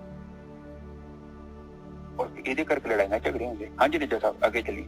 ਹਾਂਜੀ, ਕੋਮਲ ਬਾਣੀ ਜਿਹੜੀ ਹੈਗੀ ਹੈ, ਉਹਦੀ ਜਿਹੜਾ ਧਿਆਨ ਸਿਮਰਨ ਕਰਦਾ ਹੈ, ਉਹਦੀ ਬਾਣੀ ਜਿਹੜੀ ਹੈਗੀ ਇੰਨੀ ਕੋਮਲ ਹੋ ਜਾਂਦੀ ਹੈ ਕਿ ਸਾਰਿਆਂ ਨੂੰ, ਸਭ ਕੋ ਸੰਤੋਖੇ, ਸਾਰਿਆਂ ਨੂੰ ਉਹਦੇ ਨਾਲ ਜਿਹੜਾ ਹੈਗਾ ਨਾ, ਸਾਰਿਆਂ ਨੂੰ ਸੰਤੋਸ਼ ਮਿਲਦਾ ਹੈ, ਸਾਰੇ ਖੁਸ਼ ਹੁੰਦੇ ਆ ਉਹਦੀ ਬਾਣੀ ਤੋਂ। ਪੰਚਭੂ ਆਤਮਾ ਹਰ ਨਾਮ ਰਸ ਭੁੱਖ ਹੈ, ਔਰ ਜਿਹੜੀ ਉਹਦਾ ਮਨ ਹੈਗਾ ਪੰਚਭੂ ਆਤਮਾ, ਉਹ ਪਰਮੇਸ਼ਰ ਦੇ ਨਾਮ ਦੇ ਰਸ, ਅੰਮ੍ਰਿਤ ਰਸ ਦੇ ਨਾਲ ਪੂਰੀ ਤਰ੍ਹਾਂ ਜਿਹੜਾ ਹੈਗਾ ਹਰਾ ਭਰਾ ਹੋ ਜਾਂਦਾ ਹੈ। ਗੁਰ ਪੂਰੇ ਤੇ ਇਹ ਨਿਹਚੋ ਪਾਈਏ, ਪੂਰੇ ਗੁਰੂ ਤੋਂ ਜਿਹੜੀ ਹੈਗੀ ਆ ਚੀਜ਼ ਪ੍ਰਾਪਤ ਹੁੰਦੀ ਹੈ ਭਾਈ। ਆ ਸਟੇਜ, ਆ ਸਾਰੇ ਉੱਪਰ ਦੱਸੇ ਜਿਹੜੇ ਹੈਗੇ ਆ ਚੇਂਜਸ ਪੂਰੇ ਗੁਰੂ ਤੋਂ ਮਿਲਦੇ ਆ। ਪੂਰੇ ਗੁਰ ਪੂਰੇ ਤੇ ਨਿਹਚੋ ਪਾਈਏ, ਨਾਨਕ ਰਾਮ ਰਮਤ ਫਿਰ ਜੋਨ ਨਾ ਆਈਏ। ਔਰ ਇਸ ਤਰ੍ਹਾਂ ਇਹ ਧਿਆਨ ਸਿਮਰਨ ਕਰਨ ਦੇ ਨਾਲ, ਪਰਮੇਸ਼ਰ ਦੇ ਨਾਲ ਰਮਣ ਦੇ ਨਾਲ, ਕਹਿੰਦੇ ਦੁਬਾਰਾ ਫਿਰ ਜਿਹੜਾ ਜਨਮ ਮਰਨ ਦੇ ਗੇੜ 'ਚ ਨਹੀਂ ਆਉਂਦਾ ਇਨਸਾਨ। ਹਾਂਜੀ ਵੀਰ ਜੀ। ਬਿਲਕੁਲ ਠੀਕ ਹੈ ਜੀ, ਤੁਹਾਡੀ ਭਾਸ਼ਾ ਕੋਮਲ ਹੋ ਜਾਣੀ ਤੇ ਸਭ ਕੁਝ ਸੰਤੋਖ ਹੋ ਜਾਣਾ। ਤੁਹਾਡੇ ਲਾਗੇ ਰਹਿਣ ਵਾਲੇ ਲੋਕ ਮਹਿਸੂਸ ਕਰਨਗੇ ਇਹ ਤਾਂ ਬੰਦਾ ਘਰੇ ਹੈਗਾ ਹੀ ਨਹੀਂ। ਹਾਂ, ਇਤਨਾ ਸਮਝ ਲਿਓ ਕਿ ਤੁਹਾਨੂੰ ਲੋਕਾਂ ਨੇ ਕਹਿਤਾ ਨਾ ਕਿ ਬੰਦਾ ਘਰੇ ਨਹੀਂ ਹੈਗਾ, ਸਮਝ ਲਿਓ ਤੁਸੀਂ ਕਿਤੇ ਪਹੁੰਚ ਗਏ ਜੋ। ਸੁੱਕੇ ਪੱਤੇ ਵਰਗਾ ਜੀਵ। ਤੇ ਜੇਕਰ ਤੁਸੀਂ ਲੋਕਾਂ ਦੀ ਨਜ਼ਰਾਂ 'ਚ ਅੜਕਦੇ ਜੋ ਤੇ ਸਮਝ ਲਓ ਤੁਸੀਂ ਹੈਗੇ ਜੋ। ਅਜੇ ਸੰਤੋਖ ਨਹੀਂ ਆਇਆ। ਬਿਲਕੁਲ ਨਹੀਂ ਆਇਆ ਨਿੱਜਰ ਸਾਹਿਬ। ਹਾਂਜੀ ਬਿਲਕੁਲ ਸਹੀ ਗੱਲ। ਇਹ ਸਰਟੀਫਿਕੇਟ ਤੁਹਾਡੇ ਘਰਦਿਆਂ ਨੇ ਦੇਣਾ, ਜੋ ਤੁਹਾਡਾ ਪਾਰਟਨਰ ਦੇ ਸਕਦਾ, ਤੁਹਾਡੇ ਬੱਚੇ ਦੱਸ ਦੇ ਸਕਦੇ, ਤੁਹਾਡੇ ਮਾਂ ਪਿਓ ਦੇਣਗੇ।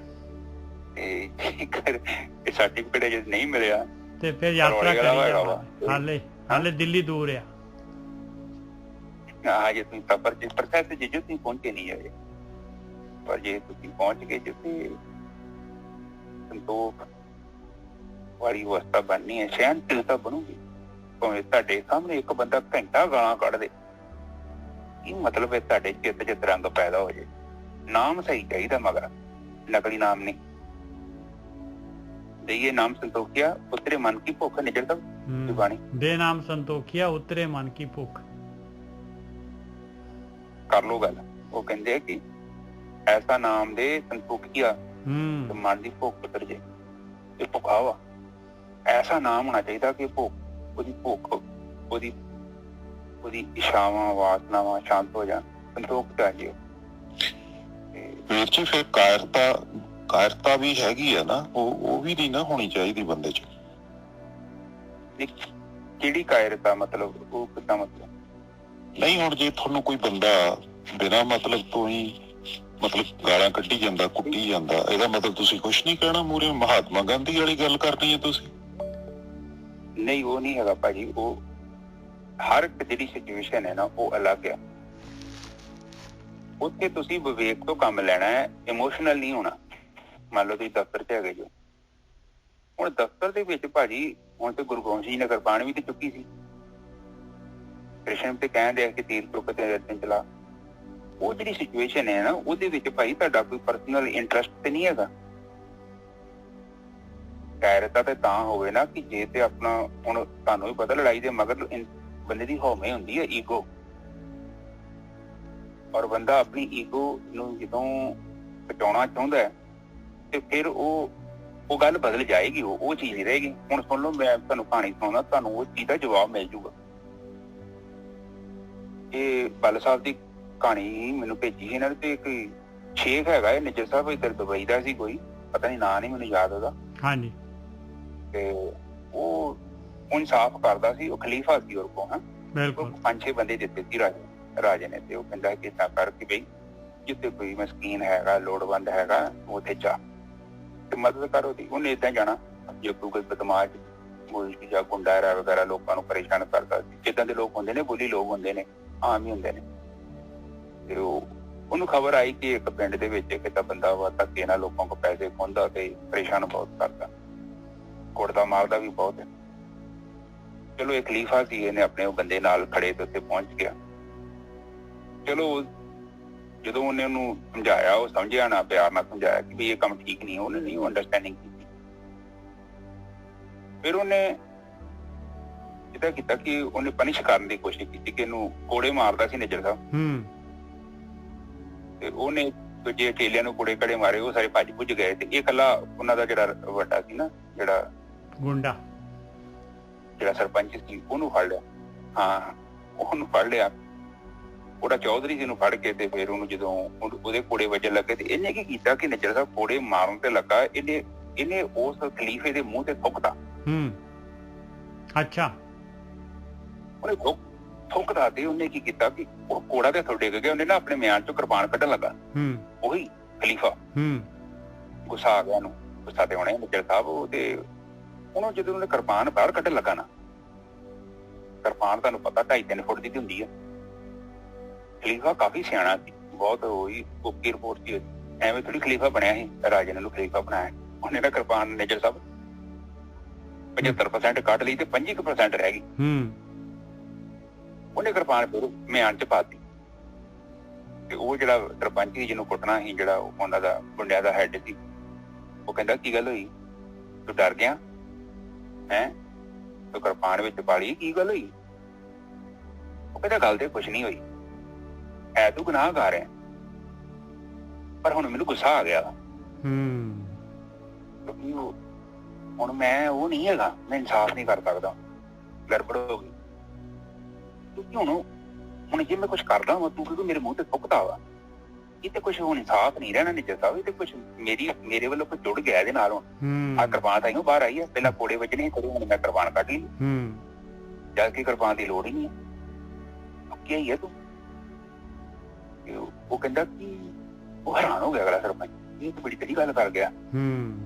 ਫਿਰ ਉਹ ਬੰਦਾ ਬਦਲ ਗਿਆ ਸੀ, ਉਹ ਇਹਨੂੰ ਕੁਰਬਾਨ ਕਰਨਾ। ਉਹ ਕਹਿੰਦਾ ਕਿ ਨਹੀਂ ਵੀ ਹੁਣ ਜਾ ਨਜ਼ਾਰੇ ਲੈ ਤੂੰ। ਮੈਂ ਕਿਉਂਕਿ ਹੁਣ ਇਨਸਾਫ ਨਹੀਂ ਰਹਿ ਗਿਆ, ਮੈਂ ਕੁਛ ਪਾਤਾ ਇਹਦੇ ਵਿੱਚ, ਮੇਰੀ ਭਾਵਨਾ ਆ ਗਈ ਆ। ਕਿਉਂਕਿ ਜਦੋਂ ਮੈਂ ਇਨਸਾਫ ਕਰ ਰਿਹਾ ਸੀ ਮੈਂ ਤੇ ਵਿੱਚ ਇਨਵੋਲਵ ਵੀ ਨਹੀਂ ਸੀ। ਜਿਹਦਾ ਜੱਜ ਬੈਠਾ ਹੁੰਦਾ ਜੱਜ ਥੋੜੀ ਨਿੱਜਰ ਤਾਂ ਉਹ ਤੇ ਸਾਖੀ ਜਿਹੜੇ ਗਵਾਹ ਹੈਗੇ, ਗਵਾਹਾਂ ਦੇ ਸਿਰ ਤੇ ਗੱਲ ਚੱਲਦੀ ਆ। ਸਾਖੀ ਗਵਾਹ ਜਿਹੜੇ ਹੁੰਦੇ ਨੇ, ਹੁਣ ਜਦੋਂ ਆਪਣੇ ਅੰਦਰ ਸਾਖੀ ਦਾਦਾ ਵਾਈ ਚੰਗੇ ਮਾੜੇ ਕਰਮ ਕੀਤੇ ਲਿਖਦਾ ਨਾ ਅੰਦਰ ਸਾਖੀ ਦਾਦਾ ਵਾ ਉਹ ਸਾਖੀ ਉਹਨੂੰ ਕਹਿੰਦੇ ਕਿ ਜਿਹੜਾ ਸਾਡੇ ਅੰਦਰ ਗਵਾਹ ਬੈਠਾ, ਜਿਹਦੇ ਸਾਹਮਣੇ ਘਟਨਾ ਵਾਪਰੀ। ਮੰਨ ਲਓ ਮੈਂ ਤੇ ਨਿੱਜਰ ਸਾਹਿਬ ਲੜ ਪਏ, ਉਹਦੇ ਨਾਂ ਤੇ ਨਿੱਜਰ ਸਾਹਿਬ ਦਾ ਦੋਸਤ ਹੈ ਤੇ ਨਾਂ ਮੇਰਾ ਦੋਸਤ ਹੈ। ਚਲੋ ਖਲੋਤਾ ਹੋ, ਉਹ ਵੇਖਦਾ ਪਿਆ ਨਿੱਜਰ ਸਾਹਿਬ ਨੇ ਕੀ ਕੀਤਾ ਵਾ, ਸ਼ੁਰੂਆਤ ਕਿੱਥੋਂ ਹੋਈ ਹੈ, ਲੜਾਈ ਕਿੱਥੋਂ ਹੋਈ। ਉਹ ਸਾਖੀ ਦਾ ਮਤਲਬ ਇਹ ਹੈ ਜਿਹੜੀ ਸਾਡੇ ਅੰਦਰ ਆਤਮਾ ਹੈ, ਉਹ ਸਾਖੀ। ਹੁਣ ਉਸ ਬੰਦੇ ਦੀ ਜਿਹੜੀ ਜੱਜਮੈਂਟ ਸੀ ਕਿ ਮੈਂ ਜੇ ਇਨਸਾਫ ਕਰਦਾ ਤੈਨੂੰ ਕੋੜੇ ਮਾਰਨੇ ਸੀ 4-5 ਤੇ ਮੈਨੂੰ ਦਫਾ ਕਰਨਾ, ਹੁਣ ਮੈਂ ਕਿਰਪਾਨ ਕੱਢ ਲਈ ਆ। ਇਹਦਾ ਮਤਲਬ ਕਿ ਇਨਸਾਫ ਨਹੀਂ ਹੋਊਗਾ ਹੁਣ ਜੋ ਵੀ ਮੈਂ ਕਰੂੰ। ਹੁਣ ਆਪ ਜੀ ਰਾਜ ਸਿੰਘ ਜੀ ਤੁਹਾਡੀ ਗੱਲ ਦਾ ਜਵਾਬ ਇੱਥੇ ਮਿਲਣਾ ਚਾਹੀਦਾ। ਬਿਲਕੁਲ ਸਹੀ ਹੈ, ਮਿਲ ਗਿਆ ਜੀ, ਬਿਲਕੁਲ ਮਿਲ ਗਿਆ। ਹਾਂ, ਮਿਕਸ ਨਾ ਕਰੋ ਹੈ ਨਾ, ਤੁਸੀਂ ਮਿਕਸ ਕਰੋਗੇ ਤੇ ਫਿਰ ਤੇ ਉਹ ਇਨਸਾਫ ਹੀ ਨਹੀਂ ਹੈਗਾ। ਫਿਰ ਉਹ ਦੇਖੋ ਜ਼ੁਲਮ ਕਰਨਾ ਪਾਪ, ਕਹਿਣਾ ਪਾਪ। ਪਰ ਮੈਂ ਇਹ ਕਹਿਣਾ ਕਿ ਘਰਾਂ ਚ ਖੁਸ਼ੀ ਕਰਿਆ ਕਰੋ, ਨਾ ਲੜਿਆ, ਪਿਆਰ ਨਾਲ ਸਮਝਾਓ। ਉਹ ਦੂਰ ਸਿਕੰਦਰ ਦਾ ਨਾ ਇੱਕ ਗਾਣਾ ਹੈਗਾ, ਕਹਿੰਦਾ ਜਿਹਦੇ ਨਾਲ ਮਸਲੇ ਵਿਗੜ ਜਾਂਦੇ ਨੇ ਤੇ ਰਜਾਮੰਦੀ ਕਰੀਏ ਤੇ ਨਿਬੜ ਜਾਂਦੇ ਨੇ। ਨਿੱਜਰ ਸਾਹਿਬ ਬਿਲਕੁਲ। ਉਹ ਜਦੋਂ ਕਹਿੰਦੇ ਅਮਰ ਨੂਰੀ ਨਾਲ ਲੜਾਈ ਹੋ ਗਈ ਉਹਦੀ, ਪਤਾ ਨੀ ਕੀ ਗੱਲ, ਉਹਨੇ ਗਾਣੇ ਗੁਣੇ ਗਾਏ ਤੇ ਇਹ ਉਹਦਾ ਗਾਣਾ ਸੀ ਕਿ ਜਿਹਦੇ ਨਾਲ ਮਸਲੇ ਵਿਗੜ ਜਾਂਦੇ ਨੇ ਤੇ ਰਜਾਮੰਦੀ ਕਰੀਏ ਤੇ ਨਿਬੜ ਜਾਂਦੇ। ਰਜਾਮੰਦੀ ਦਾ ਇਹ ਹੁੰਦਾ ਕਿ ਅਗਲੇ ਨੂੰ ਦੱਸੋ ਕਿ ਭਾਈ ਇਹ ਜਿਹੜੀ ਤੇਰੀ ਚੀਜ਼ ਮੈਨੂੰ ਚੰਗੀ ਨਹੀਂ ਲੱਗਦੀ, ਇਹਦੇ ਕਰਕੇ ਮੈਨੂੰ ਦੁੱਖ ਪਹੁੰਚਦੇ ਆ। ਔਰ ਬਸ ਇਹਨਾਂ ਹੀ ਦੱਸਣਾ ਚਾਹੁੰਦਾ। ਬੱਚਿਆਂ ਨੂੰ ਵੀ ਤੁਸੀਂ ਕਹੋਗੇ ਕਿ ਮਤਲਬ ਗੁੱਸੇ ਨਾਲ ਸਮਝਾਓਗੇ, ਉਹਦੀ ਜਗ੍ਹਾ ਉਹਨਾਂ ਨੂੰ ਸਮਝਾਓਗੇ ਪੁੱਤ ਮੈਨੂੰ ਇਹ ਚੀਜ਼ ਜਿਹੜੀ ਹਰਟ ਕਰਦੀ ਉਹਨੂੰ ਦੱਸੋ। ਬਾਕੀ ਉਹ ਗੱਲ ਉਹ ਸੁਣੂਗਾ ਜ਼ਰੂਰ, ਪਰ ਉਹਦੇ ਦਿਮਾਗ ਚ ਪਹੁੰਚ ਗਈ ਨਾ ਕਿ ਇਹ ਜਦੋਂ ਮੈਂ ਕੰਮ ਕਰਦਾ ਤੇ ਮੇਰੀ ਮਾਂ ਨੂੰ ਦੁੱਖ ਪਹੁੰਚਦਾ। ਤੇ ਜੇ ਮਾਂ ਰੌਲਾ ਪਾਈ ਜਾਊਗੀ, ਉਹਨੇ ਸੁਣਨਾ ਕੰਮ ਕਰਨਾ, ਉਹਨੇ ਸਿਰ ਲਈ ਜਾਣਾ ਅੱਗੋਂ। ਤੁਸੀਂ ਉਹਦੀ ਉੱਥੇ ਫਸੀ ਹੈ ਜਿਹੜਾ ਕੰਮ ਕਰ ਰਿਹਾ। ਤੋ ਇਹ ਚੀਜ਼ਾਂ ਜਿਹੜੀਆਂ ਹੁੰਦੀਆਂ ਨੇ ਇਹ ਸੂਖਮ ਨੇ। ਤੇ ਹਾਂਜੀ ਨਿੱਜਰ ਸਾਹਿਬ ਬਸ ਫਿਰ ਕਹਿੰਦੇ ਲਾਸਟ ਤੱਕ ਬੋਲ ਦਿਓ।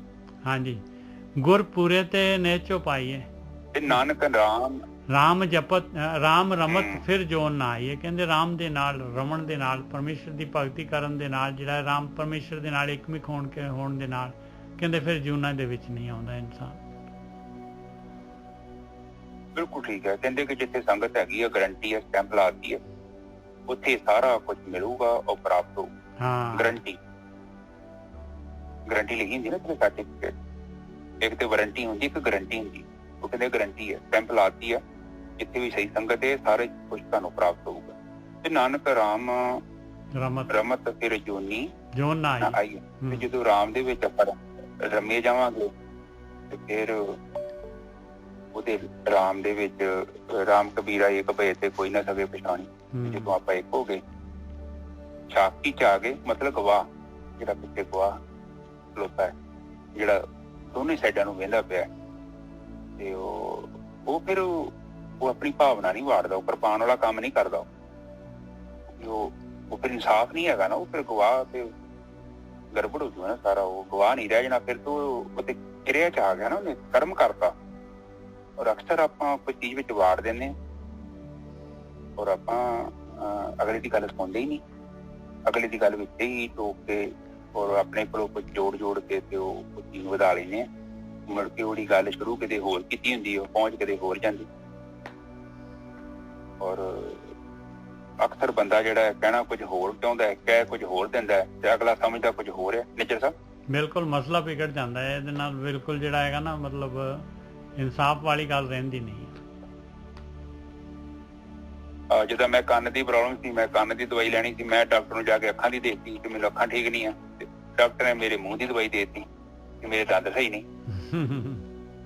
ਤੋ ਕਈ ਵਾਰੀ ਏਦਾਂ ਦੀ ਗੱਲ ਹੁੰਦੀ ਆ, ਆਪਾਂ ਕਹਿਣਾ ਕੁਝ ਹੋਰ ਚਾਹੁੰਦੇ ਆ, ਕਹਿ ਆਪਾਂ ਕੁਝ ਹੋਰ ਦਿੰਦੇ ਆ, ਕਿਉਂਕਿ ਭਾਵਨਾ ਜੋੜ ਦਿੰਦੇ ਵਿੱਚ ਆਪਣੇ, ਤੇ ਅਗਲਾ ਕੁਝ ਹੋਰ ਸਮਝ ਲੈਂਦਾ।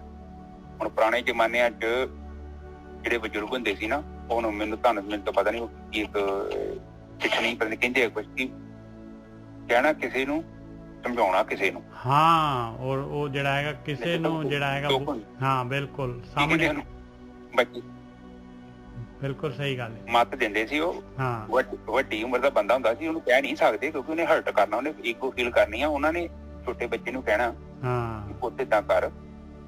ਹੁਣ ਮੰਨ ਲਓ ਘਰੇ ਬਜ਼ੁਰਗ ਆ, ਉਹ ਰੋਟੀ ਖਾ ਕੇ ਤੇ ਪਲੇਟ ਝੂਠ ਛੱਡ ਦਿੰਦਾ, ਤੇ ਉਹਦੇ ਸਾਹਮਣੇ ਕਹਿਣਾ ਕਿ ਪੁੱਤ ਝੂਠ ਨਹੀਂ ਛੱਡੀ ਦੀ। ਕਹਿਣ ਤੋਂ ਭਾਵੇਂ ਉਹ ਪੁੱਤ ਨੂੰ ਨਹੀਂ ਕਹਿਣ ਦੀ, ਕਹਿਣ ਬੁੱਢੇ ਨੂੰ ਦੇਈ ਆ, ਪਰ ਉਹ ਸ਼ਿਸ਼ਟਾਚਾਰ ਕਰਕੇ ਉਹ ਡਾਇਰੈਕਟਲੀ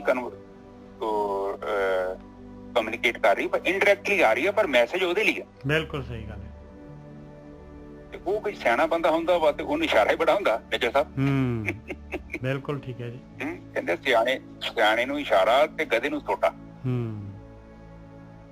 ਤੇ ਸਿਆਣਾ ਬੰਦਾ ਜਿਹੜਾ ਹੁੰਦਾ ਕੈਚਅਪ ਕਰ ਜਾਂਦਾ, ਗੱਲ ਨੂੰ ਸਮਝ ਜਾਂਦਾ ਕਿ ਬਈ ਆਹ ਚੀਜ਼ ਜਿਹੜੀ ਆ ਮੇਰੀ ਇਹ ਲਾਈਕ ਨਹੀਂ ਕਰਦੇ, ਤੇ ਇਹਦੇ ਕਰਕੇ ਘਰੇ ਕੋਈ ਚੀਜ਼ ਆ ਰਹੀ ਆ, ਸਮੋਕ ਆ ਰਿਹਾ ਵਾ, ਇਹਨਾਂ ਨੂੰ ਮੋਟਰ ਸੜ ਜੇ, ਇਸ ਤੋਂ ਪਹਿਲਾਂ ਮੈਂ ਕੰਮ ਨਾ ਕਰਾਂ। ਠੀਕ ਹੈ ਨਾ ਜੀ ਸਾਹਿਬ? ਬਿਲਕੁਲ ਜੀ। ਹਾਂ, ਤਾਂ ਚੀਜ਼ਾਂ ਸਾਧ ਸੰਗਤ ਜੀ ਧਿਆਨ ਦਿਆ ਕਰੋ, ਛੋਟੀਆਂ ਮੋਟੀਆਂ ਗੱਲਾਂ ਨੇ। ਬਾਣੀ ਦੀ ਗੱਲ ਆਈ ਹੈ, ਬਾਣੀ ਦਾ ਥੋੜਾ ਧਿਆਨ ਰੱਖਿਆ ਕਰੋ, ਵੈਸੇ ਕੋਈ ਮਸਲਾ ਨਹੀਂ ਹੈਗਾ। ਹਾਂਜੀ ਨਜਰ ਸਾਹਿਬ? ਬਸ ਜੀ, ਬਹੁਤ ਵਧੀਆ। ਅੱਜ ਦੀ ਵਿਚਾਰ ਇੱਥੇ ਸਮਾਪਤ ਕਰੀਏ। ਪ੍ਰਮਾਤਮਾ ਕਰੇ ਜਿੰਨੀਆਂ ਵੀ ਆਪਾਂ ਗੱਲਾਂ ਕੀਤੀਆਂ ਤੁਹਾਡੇ ਹਿੱਤ ਜੋ ਹੈ, ਤੁਹਾਡਾ ਜੀਵਨ ਚੰਗਾ ਹੋ ਜਾਏ, ਸੌਖੇ ਹੋ ਜਾਏ, ਦੁੱਖ ਜਾ ਜਾਓ। ਕੋਸ਼ਿਸ਼ ਤੇ ਇਹੋ ਚੱਲ ਰਹੀ ਹੈ, ਜਿਹੜਾ ਚੱਲਦਾ ਉਹ ਪਹੁੰਚਦਾ ਵੀ ਹੈ, ਜਿਹੜਾ ਚੱਲਿਆ ਨਹੀਂ ਉਹਨੇ ਕਿੱਥੇ ਪਹੁੰਚਣਾ। ਮਨ ਤੇ ਕਹਿੰਦਾ ਕੱਲ ਕਰੂੰਗਾ, ਕੱਲ ਕਰਦਾ ਜੀਵਨ ਨਸ਼ਟ ਕਰ ਦਿੰਦਾ ਬੰਦੇ ਦਾ। ਇਹਦਾ ਨਾ ਕਹਿਣਾ ਮੰਨਿਆ ਕਰੋ। ਇਹ ਵੇਖ ਲਓ ਨਜਰ ਸਾਹਿਬ, ਇਹ ਰੋਟੀ ਖਾਣ ਲੱਗੇ ਨਹੀਂ ਕਹਿੰਦਾ ਕੱਲ ਖਾਣੀ। ਘਰ ਦਾ ਕੰਮ ਕਰਨਾ ਹੋ ਨਾ, ਤੇ ਇਹਨੂੰ ਪਤਾ ਵਾ ਕਿ ਇਹ ਮੈਡਮ ਹੈ ਜਾਂ ਬੰਦਾ ਵਾ, ਦਿਹਾੜੀ ਤੇ ਜਾਣਾ ਵਾ, ਪੈਸੇ ਤਾਂ ਮਿਲਣਗੇ ਤਾਂ ਮਹੀਨਾ ਚੱਲਣਾ ਵਾ, ਉੱਥੇ ਚੱਲ ਜੂਗਾ। ਦਿਲ ਨਹੀਂ ਕਰਦਾ ਪਰ ਜਾਂਦਾ। ਤੇ ਫਰਸ਼ ਵੀ ਧੋਣੀ ਆ, ਕੱਪੜੇ ਵੀ ਧੋਣੇ ਆ, ਉੱਥੇ ਨਹੀਂ ਕਹਿੰਦਾ ਕੱਲ ਕਰੂੰਗਾ, ਕਿਉਂਕਿ ਉਹਨੂੰ ਪਤਾ ਹੈ ਨਹੀਂ ਧੋਊਂਗੀ ਤੇ ਕੱਲ ਹੋਰ ਇਕੱਠੇ ਹੋ ਜਾਣੇ। ਪਰ ਜਦੋਂ ਨਾਮ ਦਾ ਟਾਈਮ ਆਉਂਦਾ ਫਿਰ ਕਹਿੰਦਾ ਮੈਂ ਕੱਲ ਕਰੂੰਗਾ। ਹਾਂ ਬਿਲਕੁਲ। ਕਿਤੇ ਨਹੀਂ ਕਹੂਗਾ ਸਵੇਰੇ, ਕਹੂਗਾ ਸ਼ਾਮੀ ਕਰੂੰਗਾ, ਹੁਣ ਨਹੀਂ ਸਵੇਰੇ ਏਦਾਂ ਹੀ ਕਰਦਾ, ਔਰ ਬੰਦੇ ਦਾ ਜੀਵਨ ਨਸ਼ਟ ਕਰ ਦਿੰਦਾ। ਚਲੋ ਠੀਕ ਹੈ ਜੀ, ਅੱਜ ਦੀ ਵਿਚਾਰ ਸਮਾਪਤ।